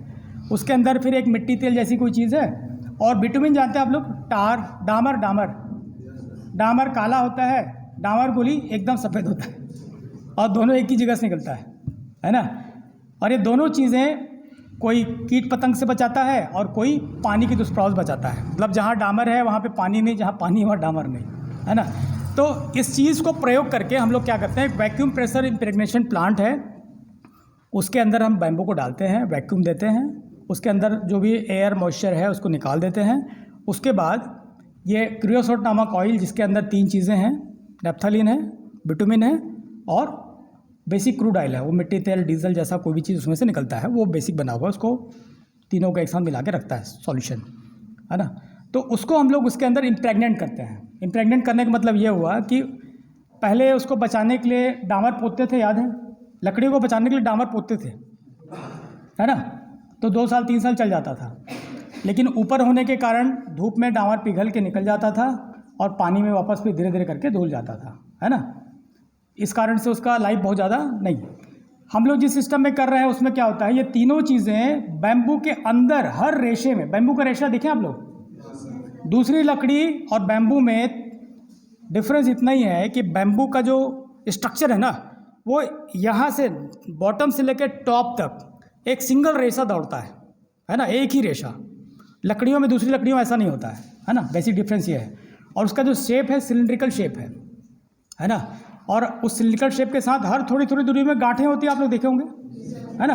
तो गांठों में क्या है, अंदर तक एक डायफ्राम होता है, तो उस पूरे सिलिंड्रिकल शेप को रप्चर होने से बचाता है। वो हर थोड़ी थोड़ी दूरी में जो गांठ है ना, उसको ऐसे पिचक जाने से बचाता है, तो वो स्ट्रेंथ भी प्रदान करता है। तो ऐसा ज़बरदस्त नेचुरल स्ट्रक्चर है कि इसका स्ट्रेंथ बहुत ज़्यादा मिलता है दूसरे और लकड़ियों की तुलना में और लोहे की तुलना में भी, है ना। अब बचाने के लिए इसके उस वही जो एंड टू एंड जो एक एक स्ट्रैंड इसका होता है, एक एक रेशा जो जाता है, हर रेशे को हम लोग बिटुमिन और नेफ्थलीन से कोटिंग कर देते हैं उस मशीन के सहायता से। बेसिक काम ये किए हुआ। दूसरा, अगर आप लोग किसान परिवार से जुड़े होंगे, है ना, कितने लोग किसान परिवार से जुड़े हैं? ज़्यादातर, है ना। तो एक बार ताली बजा सकते हैं।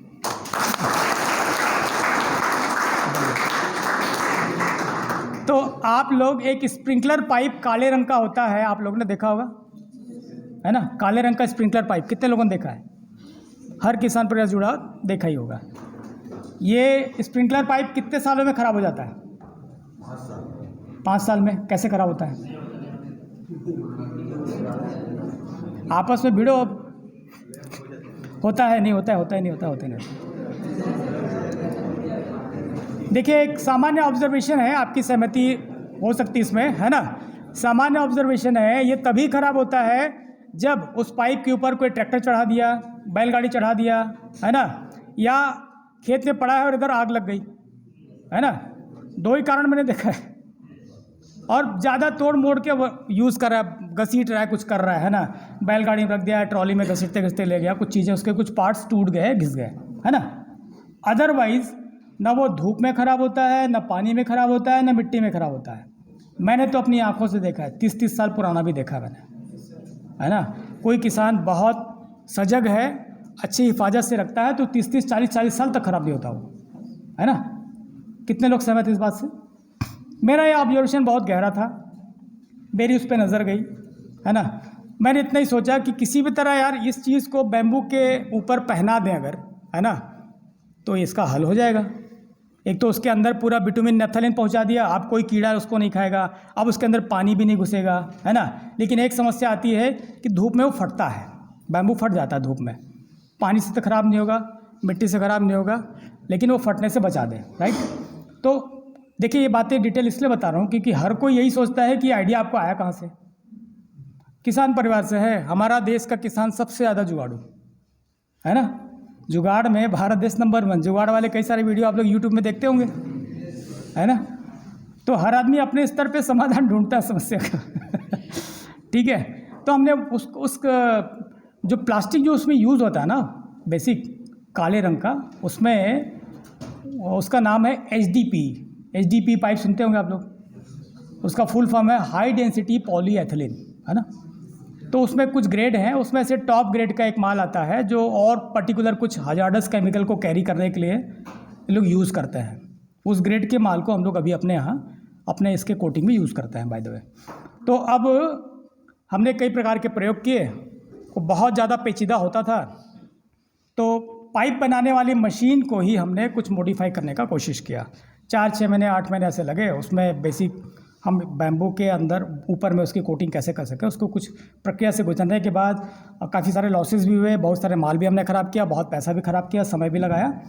फाइनली हम उस जगह पहुंच गए कि हम बैम्बू को कोटिंग कर पाए, है ना। और ये अपने आप में दुनिया का पहला एक प्रयास हमारा रहा।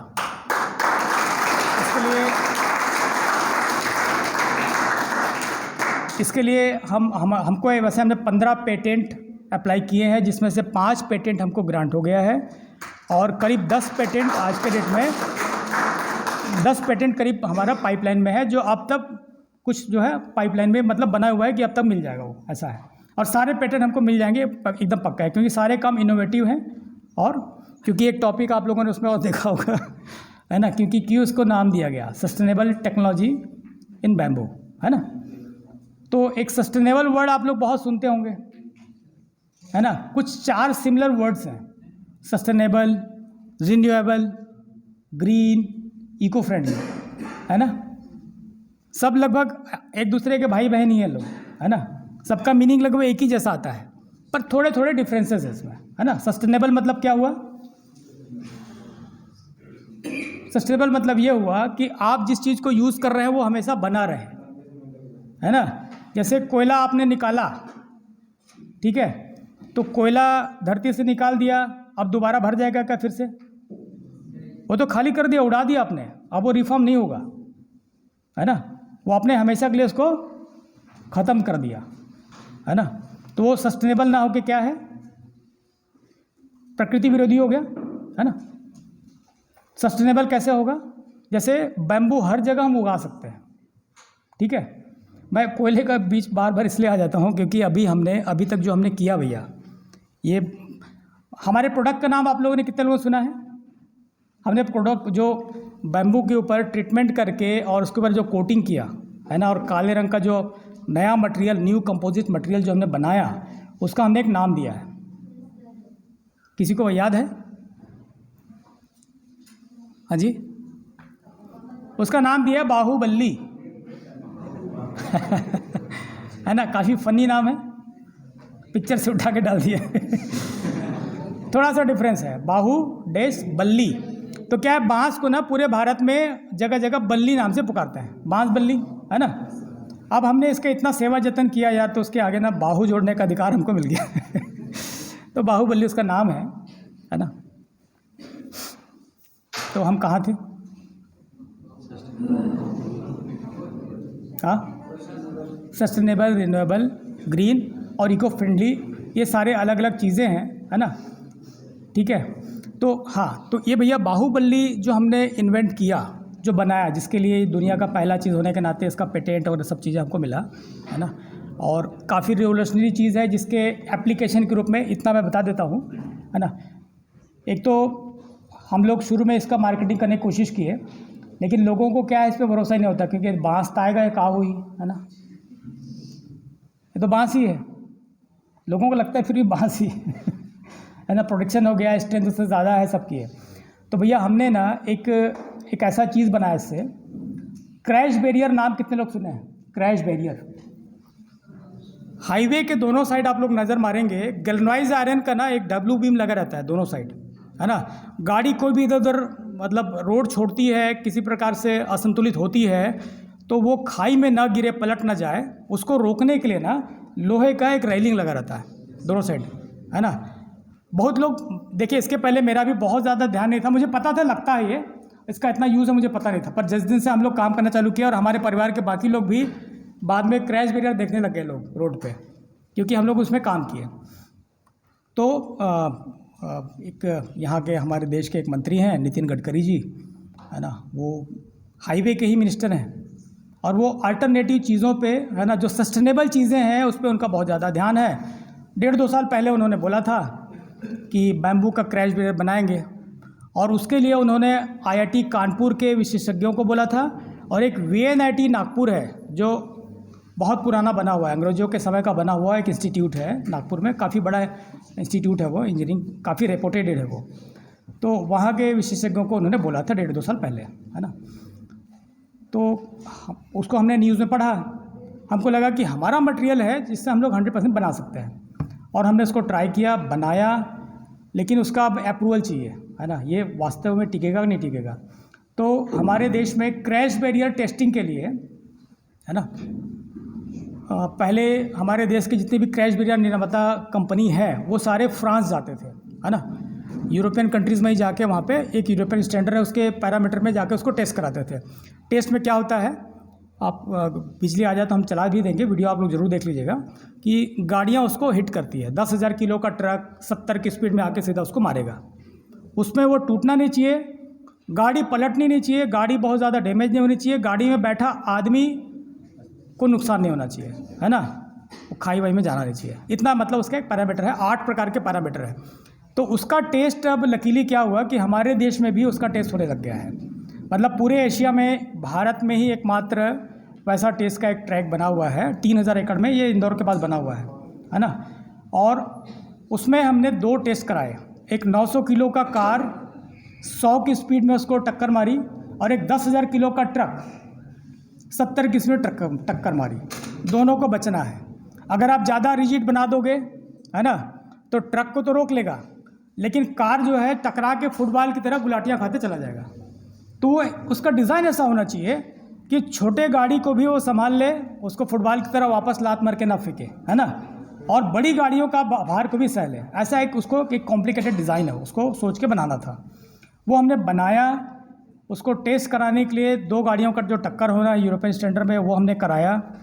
उस 2 टेस्ट का लगभग टोटल खर्चा हमको 38 लाख रुपए लगा। और जब टेस्ट हुआ, दोनों टेस्ट मई महीने में हुए, एक 14 मई को हुआ और एक 20 मई को हुआ इसी साल। दोनों टेस्ट में आपको जान के बहुत ही खुशी और हैरानी भी होगी कि वो जो 8 पैरामीटर हैं जिसमें पास होना था, वो 8 के 8 पैरामीटर में हमारा जो बैम्बू का क्रैश बैरियर है स्टील से कई गुना ज़्यादा अच्छा परफॉर्म किया। उसका जो रिज़ल्ट है ना, उसके सारे डॉक्यूमेंट आपको मिल जाएंगे, है ना। भैया देखिए, मेरे मन में तो कोई बहुत ज़्यादा ऐसा नहीं कि गवर्नमेंट का बहुत बड़ा कॉन्ट्रैक्ट मिल जाएगा, सब जगह यही लग जाएगा, ऐसा बहुत लालच से हमने किया, ऐसा नहीं। मन में केवल एक ही चीज़ थी, है ना, उसको करने के पीछे, है ना। देखिए मैं चूँकि अवधेश भाई ने जैसे बताया ना शुरू में, हमारी कोई वैसे बहुत औकात नहीं भैया, पैसे में, ना कोई पद में, ना ही कोई वैसा जन्मल हमारा है ना। जो बैकग्राउंड है एकदम शुद्ध किसान और बहुत गरीब किसान। जैसे एक साइकिल हम दोनों भाई के पास होता था, जो उन्होंने बताया, आपने सुना ही है, वो एकदम फैक्ट है। उसके अलावा भी बहुत सारी हमारी ज़िंदगी की कहानियाँ हैं। लेकिन इतना ताकत लगा कि उसको करने के पीछे कारण इतना था कि बैम्बू को लोग स्टील के जगह एक्सेप्ट कैसे करें, क्या क्या प्रमाण उसको चाहिए, है ना। तो उसमें ये बहुत बड़ा मील का पत्थर साबित हुआ है। और जो लोग एकदम जैसे इन्फीरियर दृष्टि से देखते थे, जब हम बैम्बू का हमारे मटेरियल लेके जाते थे, तो बड़े बड़े जगहों पे ना बड़े बड़े ऑफिसर्स हैं या बड़े बड़े इंस्टीट्यूशन हैं, है ना, जैसे IIT दिल्ली वाले भी बड़े, आज ना हमारे देश के जितने भी टॉप जो रिसर्चर लोग हैं, अच्छे अच्छे लोगों से इसको लेके मुलाकात हुई है। शुरू में सबको लगता है काफ़ी इन्फीरियर दृष्टि से देखते हैं, थोड़ी देर बाद जब ये सब चीज़ें देखते हैं, सारा टेस्ट वगैरह देखते हैं, सारी रिपोर्ट्स, हमारे पास आज इतना बड़ा पुलिंदा हो गया है सारे टेस्ट रिपोर्ट्स का। एक जो मतलब आपके ओरिजिनल जो डॉक्यूमेंट्स होते हैं उसका एक पूरा जो पुलिंदा होता है फाइल, उसको क्या बोलते हैं पता है? डोजियर वर्ड सुने आप लोग? तो इतना बड़ा डोजियर हमारा तैयार हो गया है बड़े बड़े उच्च संस्थानों से प्रमाण प्राप्त करने का। तो कभी आप लोग आएंगे तो हम उसको शेयर करेंगे, हमारे उसमें भी था, और वीडियो में भी कई सारी चीज़ें आपको मिल जाता, लेकिन कभी आप लोग बाद में दिखा दीजिएगा, है ना। तो ये स्टील को रिप्लेस करने का पूरा मादा रखता है ना। अब दूसरी पे एक और थोड़ा सा एक चीज़ बता दूं, पूरी दुनिया का टोटल स्टील मतलब प्रोडक्शन का, वैसे पॉल्यूशन को अगर देखें कार्बन डाइऑक्साइड इमिशन का, तो पूरी दुनिया में जितना कार्बन डाइऑक्साइड इमिशन हुआ है और हो रहा है, उसमें 2 इंडस्ट्री सबसे बड़ा कारक है। 50% से ज़्यादा कार्बन डाइऑक्साइड इमिशन का श्रेय केवल 2 इंडस्ट्री जाता है, एक है स्टील और दूसरा सीमेंट। दुनिया के 50% से ज़्यादा CO2 का इमिशन का भैया कारक तब तो 2 इंडस्ट्री मिल के है ना। और पूरी दुनिया के टोटल स्टील प्रोडक्शन का 67% स्टील नहीं मतलब कंजम्पशन जो बोल रहा हूँ, जो खपता है, जितना स्टील प्रोडक्शन होता है ना, उसका 67% स्टील केवल स्ट्रक्चर में लगता है। किस में लगता है ना। फैक्ट्री का शेड बनाया, गोदाम का शेड बनाया, घरों में कॉलम बीम छत में लगा, है ना। तो ये वाला लोहा, और मात्र 33% लोहा जो है ऑटोमोबाइल सेक्टर है, मशीनरी वगैरह बनाना है और कुछ खास यूज में लगता है, अदरवाइज 67% उसमें लगता है। तो अभी हम जिस प्रोडक्ट में हाथ डालें ना बैम्बू के द्वारा, उसकी ताकत है कि स्ट्रक्चर फील्ड का 80% स्टील को रिप्लेस कर सकता है। हम जो प्रोडक्ट में हाथ डाले हैं वो प्रोडक्ट गारंटेड है ना, कितने % स्टील को रिप्लेस कर सकता है स्ट्रक्चर फील्ड से? 80% से ज़्यादा स्टील को रिप्लेस कर सकता है, इतना मादा रखता है, और हम लोग उस पर लगातार काम कर रहे हैं। तो भैया ये तो यहाँ तक का वो डेवलपमेंट था। दूसरा जो हमने किया भैया, अभी हमारे पास वेस्टेज बैम्बू बहुत बचते हैं, है ना। तो हमने उस वेस्टेज बैम्बू को जीरो वेस्ट करने के चक्कर में उसका हमने चारकोल बनाना शुरू किया है। चारकोल बनाने की प्रक्रिया परंपरागत प्रक्रिया में बहुत ज़्यादा पॉल्यूशन होता है, क्योंकि जैसे चारकोल बनाते हैं ना, चारकोल बनाने की प्रक्रिया में क्या होता है, आपको ऑक्सीजन के अभाव में उसको जलाना होता है, ठीक है। तो जब ऑक्सीजन के अभाव में जब जलाते हैं तो उसके अंदर जितने भी वोलेटाइल मटेरियल्स हैं, मतलब केवल बैम्बू ऐसा नहीं, उसके अंदर कोई भी लकड़ी को जब जलाते हैं तो उसके अंदर 20-22 प्रकार की, 25-30 प्रकार की चीज़ें और रहती है। मतलब मिट्टी से कुछ उसने उठाया था, पानी से कुछ उठाया था। पौधा जब ग्रो करता है ना, तो मिट्टी से कुछ चीज़ें लेते हैं, कुछ तत्वों को, हवा से कुछ तत्वों को लेते हैं, पानी से कुछ तत्वों को लेते हैं, है ना। वो सारी चीज़ें उसके सेल्स में रहते हैं। जैसे गर्म करते हैं ना, वो सारी चीज़ें निकल के हवा में उड़ जाता है, और वो जो है हमारे लिए अपान वायु हो जाता है। क्या हो जाता है? अपान वायु, है ना। तो वो परंपरागत तरीक़ों को हमने बदल के क्या किया है कि उस जो धुआं निकलता है, धुएं को भैया हमने उसको पूरा कैप्चर कर लिया, और कैप्चर करके उसके लिए अलग अलग कंडेंसर बना लिए हैं, अलग अलग वेसल बना लिए हैं, अलग अलग कंडेंसर वेसल से गुजार के उसको पूरा कंडेंस कर लेते हैं। और उसके बाद उसमें से हमको टार निकल रहा है, बिटुमिन निकल रहा है, नेचुरल बिटुमिन। अभी जो माइनिंग से बिटुमिन निकलता है ना, वो बहुत ज़्यादा हजार्डस है। अभी हम जो इससे बैम्बू से टार निकाल रहे हैं वो उससे बेटर क्वालिटी का है। जैसे रोड में डामर लगता है ना, डामर वाला रोड बनता है, तो अभी जो डामर यूज़ होता है उससे 5 गुना ज़्यादा ताकत वाला डामर उससे निकल रहा है, ठीक है। फिर उसमें एक विनेगर, नाम सुने होंगे आप लोग, तो विनेगर कई प्रकार की चीज़ों का अलग निकलता है। वुड विनेगर भी आता है जो फूड ग्रेड का भी आता है। उसमें अच्छी मात्रा में एसिटिक एसिड होती है, जो बहुत जगह अच्छा पूरा नेचुरल प्रोसेस से निकला हुआ, काफ़ी मात्रा में विनेगर मिल रहा है उसमें। और एक तरह का भैया जलने वाला तेल मिल रहा है, उसको दूसरी जगह टर्पेंटाइन ऑयल भी बोलते हैं या फर्नेस ऑयल के रूप में भी उसे यूज़ करते हैं। उसको फर्दर रिफाइन करेंगे आप तो उससे आप हर प्रकार के इंजन को चला सकते हैं। जैसे डीजल पेट्रोल यूज़ होता है ना, वैसे उसको यूज़ कर सकते हैं। तो अच्छी मात्रा वो भी निकल रहा है। हाँ, एथेनॉल भी फर्मेंटेशन प्रोसेस है, लेकिन हम जो कर रहे हैं उसको कार्बोनाइजेशन प्रोसेस में कर रहे हैं ना, उसमें दूसरी प्रकार की चीज़ें मिल रही है ना।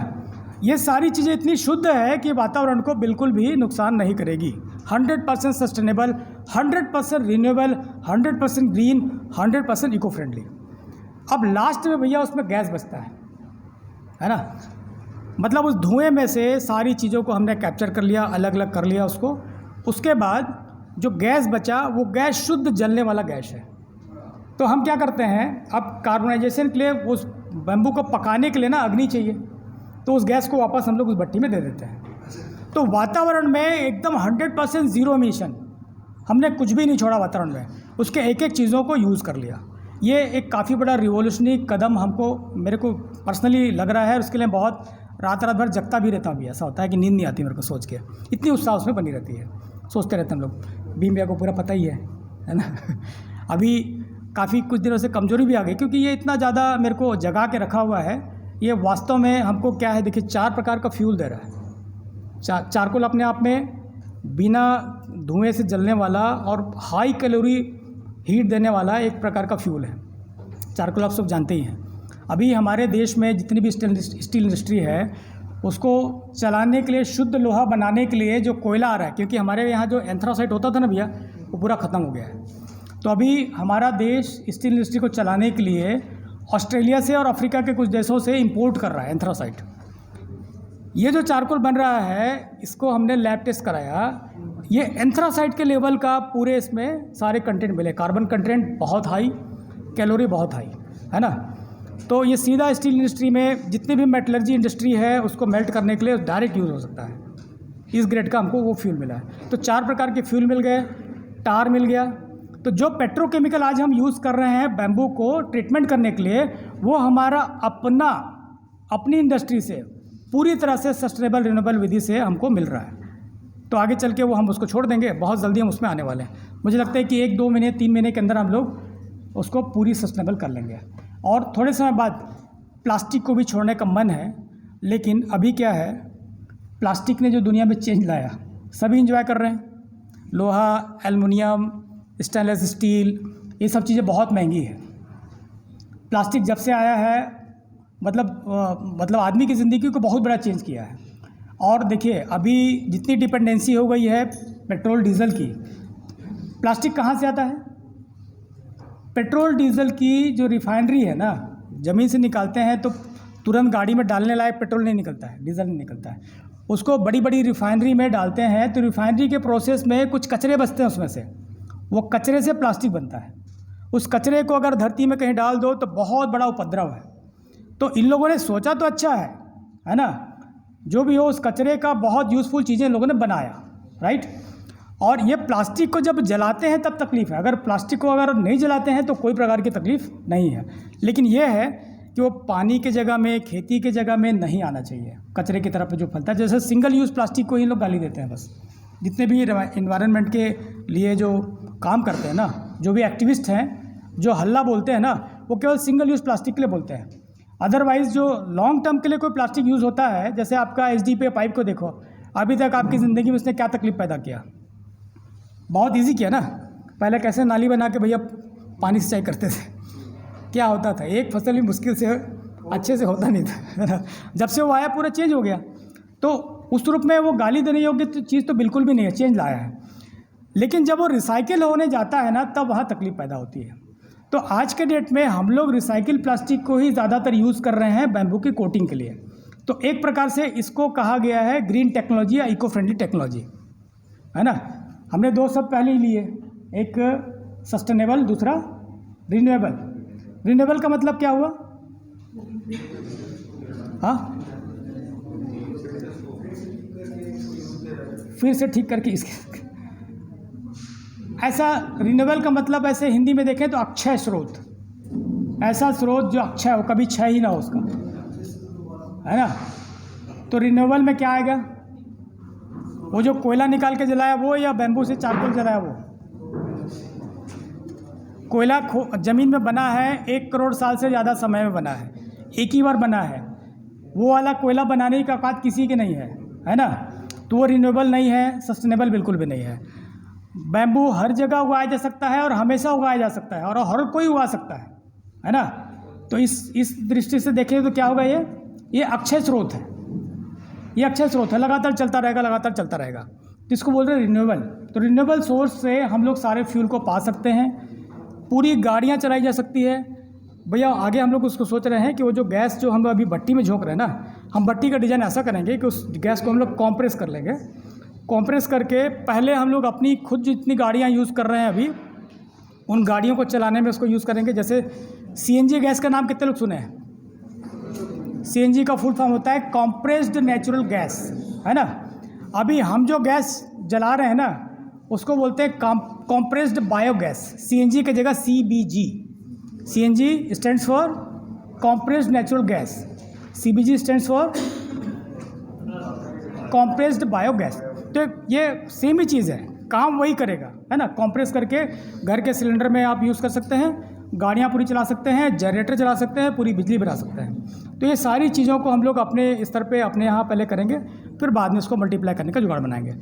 बेसिक देखिए, इतना भाषणबाजी का मतलब इतना ही भैया, ये चीज़ इतना इजी है। एक मॉडल खड़ा हो रहा है, ऐसा मॉडल हर ज़िले में हो सकता है, हर तहसील में हो सकता है, और आगे चल के हर 10 गांव के पीछे हो सकता है। इसके कुछ टुकड़े कर करके हर गांव में कुछ कुछ इंडस्ट्री इसमें लग सकती है।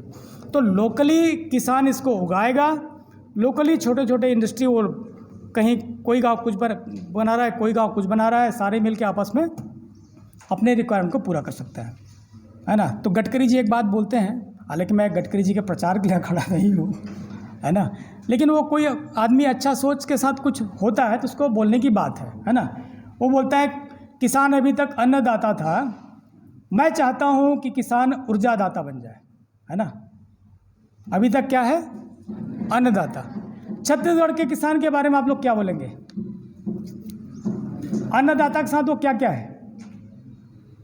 मैं वो व्यक्ति हूँ जो किसान परिवार में पैदा हुआ, मेरी ज़िंदगी का काफ़ी बड़ा समय किसानी में बीता है, किसानी के एक एक पल को मैं जिया हूँ, उसके सारे दुख दर्द को झेला हूँ, हर किसान की तकलीफ़ को मैं जानता हूँ, उगाने से लेकर पूरे मार्केट तक, है ना? इतना मेरा किया हुआ है अपने हाथ से। और बचपन से अपने मतलब मेरे जितने भी नेटिव्स हैं उनको देखा है, ननिहाल में देखा है, अपने यहाँ देखा है, सब कुछ देखा हुआ है, वो सारे तकलीफ़ मैं जानता हूँ। इसके बावजूद मैं दावे के साथ कुछ बात कहना चाहता हूँ। आज छत्तीसगढ़ को क्या बोलते हैं? धान का कटोरा बोलते हैं। छत्तीसगढ़ में धान कितना उग रहा है, किसके पास डेटा है?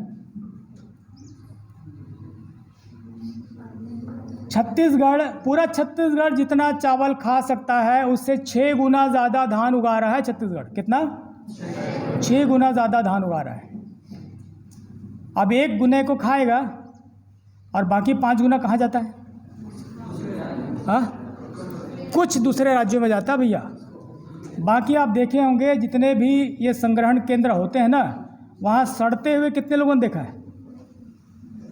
और ये सड़ा हुआ कहाँ जाता है पता है आप लोगों को? हाँ भैया, एक आवाज़ आई, थोड़ा ज़ोर से बोलिए। कहाँ जाता है? शराब बनता है ना? तो जितना हम खा सकते हैं उससे ज़्यादा का शराब बनता है। तो हमारे छत्तीसगढ़ के किसान अन्नदाता के साथ क्या है? दारूदाता। मैं पूरी जिम्मेदारी से कह रहा हूँ क्योंकि मैं खुद एक किसान घर में पैदा हुआ हूँ, किसानी किया हुआ हूँ, आज भी किसानी करता हूँ, मेरा परिवार पूरा किसानी करता है। अन्नदाता बोल के जितना हम प्राउड फील करते हैं ना, उतने ही ज़्यादा शर्म में मरने वाली बात भी हमारे द्वारा हो रही है ना? और आप देखेंगे चूँकि अच्छा इसमें देखिए हर समय किसान कर्ज में दबा रहता है, सुने होंगे आप, है ना? हर समय किसान आंदोलन के मोड़ पे रहता है, सुने होंगे आप। हर समय किसान अनुदान, है ना, कोई सब्सिडी, ऐसा कटोरा लेके खड़े रहता है, देखे होंगे आप लोग, है ना? कर्जा माफ़ी, कर्ज ले लिया तो कर्जा माफ़ी। तो किसान को आगे बढ़ाने के लिए सरकार ने कुछ योजना लाई। अब उस योजना में सरकार इतना फंस चुका है ना कितना वो पीछे जा सकता है, और किसान भी उससे फंस गए एक्चुअली। इसका कोई समाधान उनको दिखता नहीं है ना। अब ये बोनस के चक्कर में बरसात में तो धान उगाते हैं, चलो कोई दिक्कत नहीं है, तीसरे में बारिश अच्छी होती थी, अभी भी कुछ बची हुई है ना। लेकिन गर्मियों में भी धान उगाते हैं, देखें आप लोग, किसी ज़माने में हमारे बचपन में कभी नहीं होता था। और किसको ये डेटा पता है कि 1 किलो धान उगाने के लिए कितना लीटर पानी लगता है? हाँ, 10 मिनट क्लोज करना, ठीक है। ये लास्ट पॉइंट है, कर लेते हैं। 1 किलो धान उगाने में 2800 लीटर पानी लगता है भैया, 2800 लीटर। बरसात के कारण आपको पता नहीं चलता है। हाँ, गेहूँ में 350 लगता है। 1 किलो धान उगाने में 2800 लीटर पानी। 1 किलो धान का कीमत कितना है? 25 रुपये। बोनस से मिल जाए, 27 गिन लो, 27 से ज़्यादा नहीं गिन सकते, है ना। 2800 लीटर पानी की कीमत कितनी? 2800 लीटर पानी की कीमत कितनी? हम लोग जिस समाधान कॉलेज और समृद्धिवार में खड़े हैं ना, नमस्कार, हम लोग जिस समाधान कॉलेज समृद्धिवार में खड़े हैं आज के डेट में, जब हम लोग यहाँ आए भैया 60 फीट पे पानी था। अभी 400-400 फीट पे पानी, 500-500 फीट पे बोर करा के रखे हैं। और एन जुलाई के महीने में बाहर बारिश हो रही है, सारे बोर सूख जाते हैं यहाँ पे, है ना। बोर सूख जाते हैं। कोई इक्का दुक्का बोर है जो पूरे कॉलोनी को चलाता है मुश्किल से। हाँ, कॉलेज का बोर चलाता है, क्योंकि ये क्या डैम के पास में है ना। और यहाँ का कुछ और कहानी है, वो भी बड़े मज़ेदार है, उसको बाद में कभी देख लेंगे। लेकिन हकीकत ये है कि 2800 लीटर पानी लगा के, पानी जितना, देखिए पहले हवा इम्पोर्टेंट है, दूसरे में पानी, तीसरे में अन्न, है ना। तो जो दूसरा इम्पोर्टेंट है, अन्न से ज़्यादा इम्पोर्टेंट जो चीज़ है, वो 1 किलो के बदले 2800 किलो लग रहा है भैया। केवल पंपिंग जो करते हैं ना 28 लीटर पानी, उसका केवल बिजली का बिल, वो भी सरकार सब्सिडी भी देता है, उसको भी गिनेंगे ना तो काफ़ी बड़ी वैल्यू है। पूरे लागत को देखेंगे ना तो कहीं से कवर ही नहीं होता है। किसान क्यों ना कंगाल रहे, क्यों ना कर्जे में मरे। इकोनॉमी ही बहुत गड़बड़ है भैया। जितना चाहिए उससे कई गुना ज़्यादा उगाओगे, उसके बाद बोलोगे कि समर्थन मूल्य चाहिए, सब्सिडी चाहिए, अनुदान चाहिए, है ना, एक्स्ट्रा कुछ और बोनस चाहिए, डिमांड करते रहोगे, क्या करेगा वो भी? क्या कर सकता है वो भी? उसको मैनेज करने के लिए कहीं न कहीं दारू बना के खा पाता है सरकार जो है। तो किसान जो है आज के डेट में वास्तव में देखेंगे ना, पूरे देश के लिए सरकार के लिए सिरदर्द बन के रख गया है। मतलब वो अपने आप में भी परेशान है किसान, और उससे देश का सरकार भी, है ना, राज्य का सरकार भी परेशान है। बहुत बड़ा हेडेक हो गया है ना। 2 बातें हैं भैया संतुलन के लिए। हमारा टॉपिक है, मैं टॉपिक से बिल्कुल नहीं भटक रहा हूँ, सम अप कर लेते हैं इसको, है ना। टॉपिक है इन्वायरमेंटल प्रोटेक्शन एंड अवेयरनेस। पर्यावरण में जो असंतुलन है उसका कारण है ना, एक तो जिस चीज़ों का उत्पादन हम कर रहे हैं वो सस्टेनेबल तरीके से नहीं कर रहे हैं। दूसरा है, सबसे बड़ा जो तकलीफ़ है आदमी और आदमी के बीच की जो तकलीफ़ है वो क्या है? कुछ आदमी बहुत अमीर हैं, कुछ लोग बहुत गरीब हैं। दोनों के बीच का डिफरेंस कितना ज़्यादा है? हाँ, गरीबी और अमीरी के बीच की जो खाई है बहुत बड़ी है। इस खाई को पाटने के लिए कोई उपाय चाहिए ना, है ना। और हमारे देश को हमेशा कृषि प्रधान देश बोलते हैं। देश की आर्थिक रीढ़, है ना, को संभाले हुए कौन है? किसान है। आज भी सबसे ज़्यादा किसानी के कारण ही सस्टेन करता है, और सबसे बड़ा ग्राहक भी किसानी है, जिसके कारण यहाँ का पूरा व्यापार चलता है देश का। और किसान अगर गरीब लाचार है, मरने के तैयार है, कर्ज में डूबा हुआ है, तो ये देश कितना दिन सस्टेन करेगा? भाषण जैसा नहीं लग रहा है ना। कुछ फैक्ट बातें मैं थोड़ा करना चाह रहा हूँ। आवाज़ इसलिए ऊंची है क्योंकि माइक नहीं है, राइट। ये भाषण नहीं है, ये बहुत पीड़ादायक स्थिति है ना। ये बहुत सोचने का मुद्दा है। तो ये भैया, अब आप सिंपल फार्मूला है, आप ज़रूरत से ज़्यादा कोई चीज़ उगाओगे तो उसकी कीमत मिलने वाली है क्या? मेरे नियर डियर जितने किसान हैं उनको मैं एक ही निवेदन करता हूँ, आपने यार बेचने के लिए एक भी चीज़ मत उगाओ, आप अपने खाने के लिए उगाओ। और बाकी लोग उद्योग धंधा कर रहे हैं ना, छोटा छोटा, उसमें अपना पार्टिसिपेट करो। अब देखो 1 एकड़ धान में भैया कितना उत्पादन होता है? सिंपल इकोनॉमी फाइनल भैया, ऑन एवरेज 20-25 हज़ार रुपये 1 एकड़ में बचता है ना। आप उसके जगह बैम्बू लगाओगे ना, बैम्बू उगाओगे तो गारंटेड, मैं एक आदमी यहाँ खड़ा हूँ दावे के साथ, इतने लोगों को मैं बोलता हूँ कि आप जितना भी उगाओगे मैं खरीद लूँगा। और कम से कम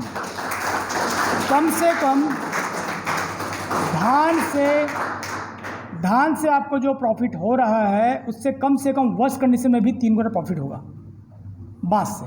सारा कैलकुलेशन देख लेना, वैसे कैलकुलेशन बहुत ज़्यादा जाता है, कुछ ऐसे कैलकुलेशन डेटा आपको मिलेंगे यूट्यूब, उसमें गूगल कर लीजिए आप। और कृषि विभाग में भी जाके हार्टिकल्चर वाले हैं, बैम्बू नेशनल बैम्बू मिशन बना हुआ है, उनसे जाके कैलकुलेशन देख लीजिए। सरकार का बहुत सारा उसमें सहयोग भी उसमें मिल रहा है, वो सबको देखेंगे ना। तो अगर आप इसमें कन्वर्ट होते हैं तो एक तो आप अन्नदाता से ऊर्जादाता भी बन गए। तो मैं बोलता हूँ कि आप अपने लिए, अपने खाने के लिए उगाओ, है ना। जो लोग शहर में व्यापार करके बड़े पैसे में बैठे हैं उनके लिए आप क्यों उगाते हो, है ना, और उन्हीं से मांगते रहते हो ऐसा भीख का कटोरा लेके कि रेट बढ़ाओ, है ना। आप केवल अपने लिए उगाओगे, उनके लिए नहीं उगाओगे, तो जो चीज़ 25 रुपये का भी है उसको आप 250 रुपये मांगोगे ना तो भी झकमारी खरीदेगा, क्योंकि उसकी तो औकात ही नहीं उगाने की, उसने कभी उगाया नहीं, उगाया तो किसान ही, है ना। और आपकी इकोनॉमी कैसे बढ़ जाएगी? आप जो है उद्योग में आ गए ना सीधा, आप ऊर्जा देने वाले हो गए। पूरी दुनिया में आज जितनी लड़ाई है ना, सबसे बड़ी लड़ाई है ऊर्जा की। किसकी है? ऊर्जा की, है ना। डिपेंडेंसी है। डॉलर इतना बहुत हाई रेट पे क्यों है? क्योंकि किसी जगह पे ऐसा एक कंट्रोल बना के रखा है ऊर्जा पे, जिसके कारण डॉलर हर हमेशा बढ़ते जाता है ना। अरब कंट्रीज़ का एक अलग लेवल का दबाव है, हमारे पास अपना खुद का ऊर्जा नहीं है ना। हमारा देश 100% ऊर्जा में सेल्फ रिलायंट हो सकता है, किसान अगर इसमें आगे आ जाए तो, है ना। तो वो जो अमीरी और गरीबी के बीच की जो खाई है ना, वो 100% पट सकता है। तो अमीरी और गरीबी के बीच में संतुलन स्थापित हो सकता है इस प्रोजेक्ट के साथ, ये हम लगातार देख पा रहे हैं भैया। और प्रकृति में संतुलन के बारे में मैंने आपको बात कर ही लिया। दुनिया के टोटल पॉल्यूशन का 50% से ज़्यादा पॉल्यूशन स्टील और सीमेंट इंडस्ट्री से है। उसके विकल्प के रूप में जो हम बैम्बू को खड़ा कर रहे हैं, उसके 80% को रिप्लेस करने का मादा रखता है। आप अगर केवल 25% अपने ये जो पॉल्यूशन क्रिएशन को रोक देंगे ना, तो प्रकृति अपने आप को मैनेज कर लेगी। आप देखे होंगे कुछ समय तक किसी एरिया में नहीं जाते हैं, छोड़ देते हैं खुला। इस समृद्धि वाली एग्जांपल है, आप देख लीजिए। यहाँ पे बबूल के जंगल दिखते हैं, दिखता है ना। ये किसने लगाया? किसी ने लगाया, ये अपने आप उगा है, अपने आप ही उगा भैया। आप ना किसी जगह डिस्टर्ब करने मत जाओ। प्रकृति में इतनी ताकत है ना कि आपकी औकात ही नहीं है कि उससे ज़्यादा आप कर सको। वो अपने आप को खुद बचा लेगी। आप बस गलती करना बंद कर दो। आप अपनी माँ की छाती फाड़ना बंद करो, है ना। माँ इतनी सक्षम है कि अपने आप को खड़ा कर लेगी, बहुत जल्दी खड़ा कर लेगी। जितना भी इन लोग बोल रहे हैं ना कि अनरिपेयरेबल है, आप अपनी गलती छोड़ दो मालिक, अगले 10 साल में ना जैसी थी वैसी हो जाएगी। इसका एग्जाम्पल आप लोगों ने कोरोना काल में देख लिया होगा, देखा है 3 महीने में क्या हुआ था। आकाश साफ, पानी साफ, हवा साफ, दूर की ध्वनि हमको सुनाई देती थी, याद है? अभी सुनाई नहीं देती, है ना। पंजाब से कोई लोकेशन है, वहाँ से वो हिमालय का बर्फ़ पहले 100-200 साल पहले दिखता था, वो अभी दिखने लग गया था। मतलब 100-200 साल में जो घटना घटी है उसको 3 महीने में रिपेयर कर लिया। इससे ज़्यादा प्रमाण क्या चाहिए? गंगा नदियाँ शुद्ध हो गई थी, पानी क्लीन हो गया था। आप लोग सुने ना इसको कोरोना काल में, तो इससे बढ़िया एग्जाम्पल क्या मिलेगा आपको? तो 100% गारंटेड है धरती बच जाएगी, और बचेगी नहीं, चिरकाल तक स्वर्ग जैसे बन के रह सकती है। ऐसे कोई प्रलय की कल्पना बहुत बेकार है, हम नहीं मानते ऐसे प्रलय को, है ना। प्रलय नहीं।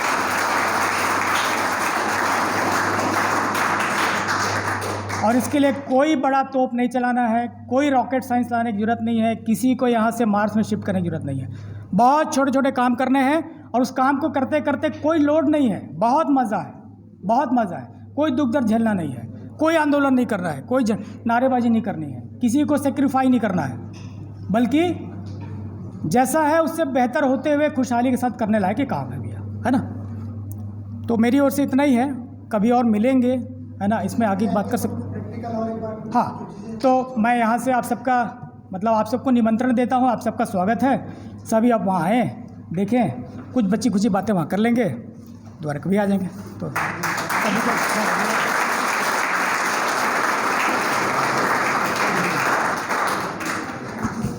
चलिए एक बार दोनों हाथ ऊपर करके ज़ोरदार तालियां भैया के लिए।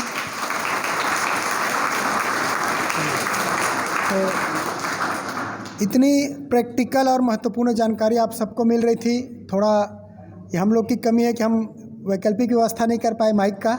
अगली बार से ऐसा नहीं होगा, है ना, क्योंकि अच्छा शुरू हुआ उसी समय से माइक, तो मैं पीछे बैठ के थोड़ी देर सुन रहा था, पीछे वाला का आवाज़ कम आ रही थी, फिर भी शांतिपूर्ण तरीके से बैठे। हाँ, फिर भी थोड़ी सी कम आ रही थी, फिर भी आप लोग बहुत ध्यान से सुन रहे थे। देखिए काफ़ी एक बार में पूरी बातें समझ में नहीं आएंगी, और तो एक बार जब प्रैक्टिकल देखोगे तो इसका विज़न आपको दिखाई पड़ेगा। तो हम लोग आप लोग को कॉलेज की तरफ से प्रैक्टिकल के लिए ले भी जाएंगे। कुछ बच्चों को मौका मिला था, पिछले साल के ITI के बच्चे पूरे गए थे और BEd वाले। अब ये चूँकि नया सत्र है, आप लोग को नहीं मिला, तो जिनको अवसर नहीं मिला उनके लिए हम लोग ट्रिप बना के ले जाएंगे। दूसरी एक महत्वपूर्ण बात, एक दिन आदरणीय अविनाश भैया शहतूत का क्या विज़न है उसके ऊपर भी रखेंगे, किस तरीके से काम हुआ, कहाँ तक पहुँचा। और आप लोग आज जो बैठे हैं इसका एक 5 क्वेश्चन आपको बना के देंगे। इसका एक आपको फीडबैक देना है डिटेल लिख के, कम से कम 2 पेज में, है ना। और जो समझ नहीं आएगा फिर से एक बार रिपीट कर देंगे। इस पूरे की पूरी डिटेल रिपोर्टिंग नैक टीम को जाएगी, आपके फाइल में रहेगा, आप अपने HOD के पास जमा करेंगे आज की पूरी जानकारी का, अपना पर्सनल एक्सपीरियंस भी, और इसका विज़न आपको क्या दिखाई पड़ता है, ये कहाँ तक जुड़ता है, प्रकृति के संतुलन में ये प्रोजेक्ट कैसे सहायक है, इसके बारे में भी आपको लिखना है। तो आप इसमें सोचना शुरू कर दो। और कुछ बेसिक जानकारी जो भैया आपको PPT दिखाने वाले थे, मैं इसका कुछ PPT आपके ग्रुप में भेज दूंगा, आप उसका भी हेल्प आप लोग ले सकते हैं। हालांकि वो हिंदी में भी है क्या मनन भाई? इंग्लिश में ही है, लेकिन ठीक है, कुछ जानकारी मिल जाएगा। तो जो भी कोई भी कार्यशाला वर्कशॉप होगा उसका एक फीडबैक आपको देना होगा, तो वो क्वेश्चन हम लोग आपको दे देंगे। उसके 15-20 मिनट 25 मिनट जितना भी समय लगे आप उसको लिख के उसको देंगे। हाँ, यूट्यूब में कुछ जानकारी इस संबंध में आपको मिल जाएगा, तो उसको आप देख के विजन समझ सकते हैं। दूसरा एक महत्वपूर्ण सूचना, इसी शनिवार को लगभग 1 से सवा घंटे का सिविल सर्विसेज और कोई भी प्रतियोगिता परीक्षा की, है ना, और करियर गाइडेंस की जानकारी के लिए एक ऐसे शख्सियत आ रहे हैं जो IFS हैं, ठीक है। अभी DFO वहाँ थे खैरागढ़ में पोस्टेड, अभी उनका प्रमोशन हुआ तो कंजर्वेटर ऑफ फॉरेस्ट CF बन गए हैं। जैसे IAS होते हैं, IRS होते हैं, उसी लेवल के अधिकारी होते हैं क्लास 1 ऑफिसर IFS। तो उनका 15 दिन पहले टाइम लिए थे, तो 12 नवंबर का टाइम मिला है, तो 1 घंटे के लिए आएंगे वो, ठीक है। तो वो भी आप लोग क्वेश्चन, और बहुत लोग तैयारी भी करें बच्चे, तो अच्छे सीखना वो कैसे सफल हुए। बेसिकली दिल्ली के हैं, लेकिन अपनी सेवाएं वो अभी छत्तीसगढ़ में दे रहे हैं, तो उनका हमें समय मिला है, तो शनिवार का लाभ आप उठाएंगे। और 16 नवंबर को ब्लड डोनेशन है, 16, ठीक है, 16 नवंबर को। आपकी पूरी क्लासेस चलती रहेंगी, उसमें कोई डिस्टर्बेंस नहीं होगा, लेकिन जिनको जैसे ब्लड डोनेशन के लिए रहेगा ना, तो उसकी सूचना आपको देंगे, वो आके देते जाएंगे। इसी हॉल में होगा। हम लोग हर साल महाविद्यालय से 50 से अधिक यूनिट ब्लड डोनेट करवाते हैं, तो आप लोग अपने बाकी जो भाई बहन और जो मित्र हैं उनको भी सूचना आप लोग दे देंगे। तो मैं आभार व्यक्त करने के लिए और मोमेंटो प्रदान करने के लिए आदरणीय हमारे बड़े भैया अविनाश तिवारी को बुलाऊंगा, आमंत्रित करूंगा। 2 मिनट अपनी बात रखेंगे आभार व्यक्त, उसके बाद हम मोमेंटो देके आज के क्लास को समाप्त करेंगे। वो प्लीज़। नमस्कार।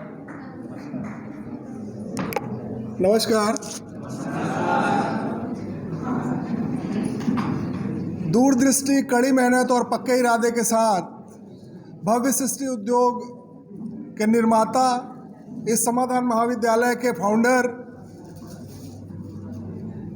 सम्मानीय गणेश भाई, जो कुरियते सदा मंगलम।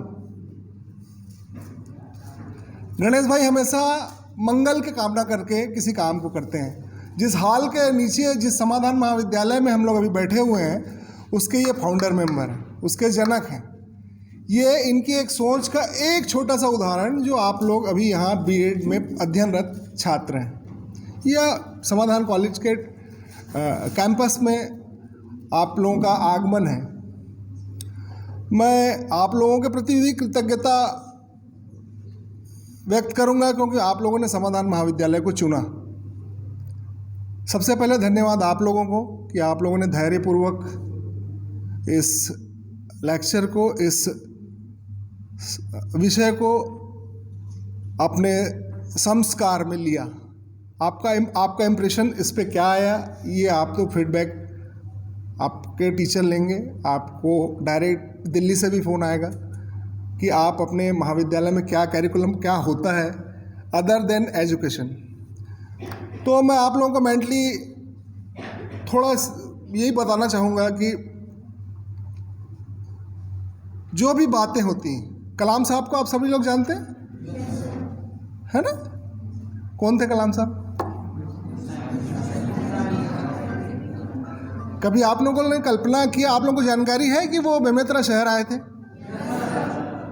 उनका अंतिम जो चरण है वो कहाँ पे रखा था पता है आपको? समाधान महाविद्यालय के गेट पे, छत्तीसगढ़ में। और आखिरी में वो जो रुके थे वो समाधान महाविद्यालय और एलायंस स्कूल के सामने, जिसको हम लोग कलाम चौक बनाना चाहते हैं, वहाँ पे वो खड़े हुए। उस समय जो अध्ययनरत जो बीएड के छात्र थे, जो आपके आजकल टीचर हैं, लक्ष्मी नारायण साहू, उमेश राजपूत सर जो आपके एडमिनिस्ट्रेटर हैं, ये उस समय बीएड के यहाँ छात्र थे। वो गवाह के रूप में इसलिए दे रहा हूँ क्योंकि आप लोग जिस महाविद्यालय से जुड़े हैं उसके लिए आप सुनिए। गणेश भाई का आपने देख लिया। तो कलाम साहब हमेशा कहते थे कि बड़ी सोचो और सपना ऐसा देखो कि जो आपको सोने ना दे। सपना ऐसा देखो कि जो सोने ना दे आपको। खुली आंख से देखा हुआ सपना जिसको साकार करने में, एग्जीक्यूट करने में जो शख्स हमारे छत्तीसगढ़ में जो है, जिनका वार्तालाप सीधे ऊर्जा देने की बात जिस ट्रांसपोर्ट मिनिस्टर से हो रही है, वो है हमारे गणेश भाई। एक बार जोरदार ताली गणेश भाई के लिए।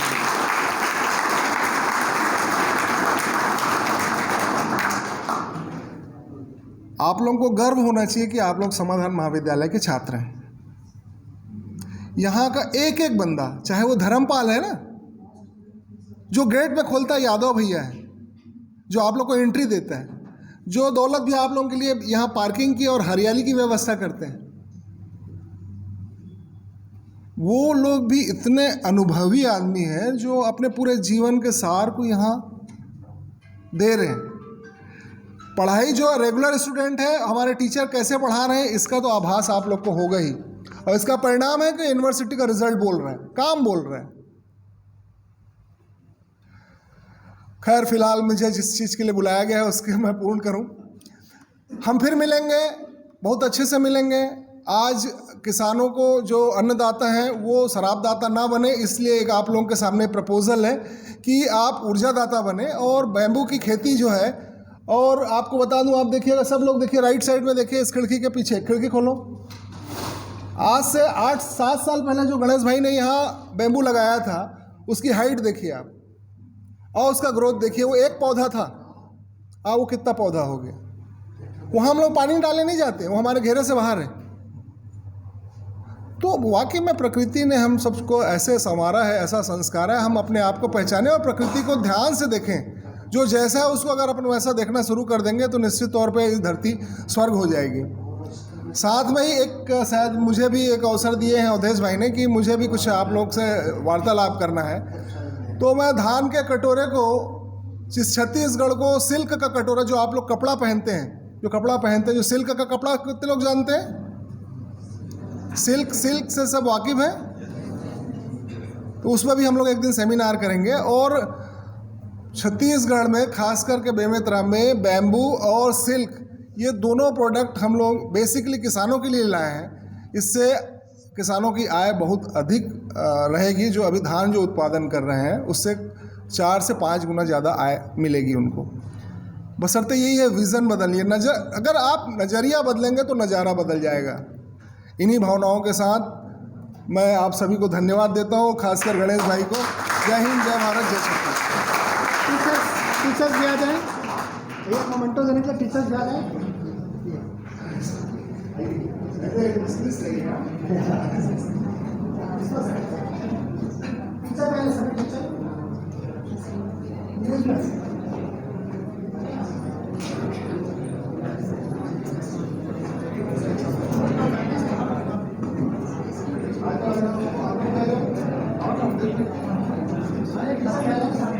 सौरभ जी पहले आओ तो।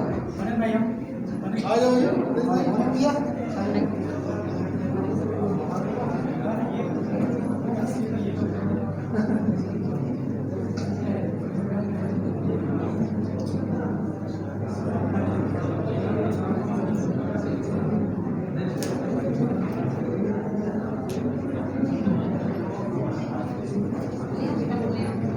एक डायरी महाराज भाई और भीमशंकर भैया को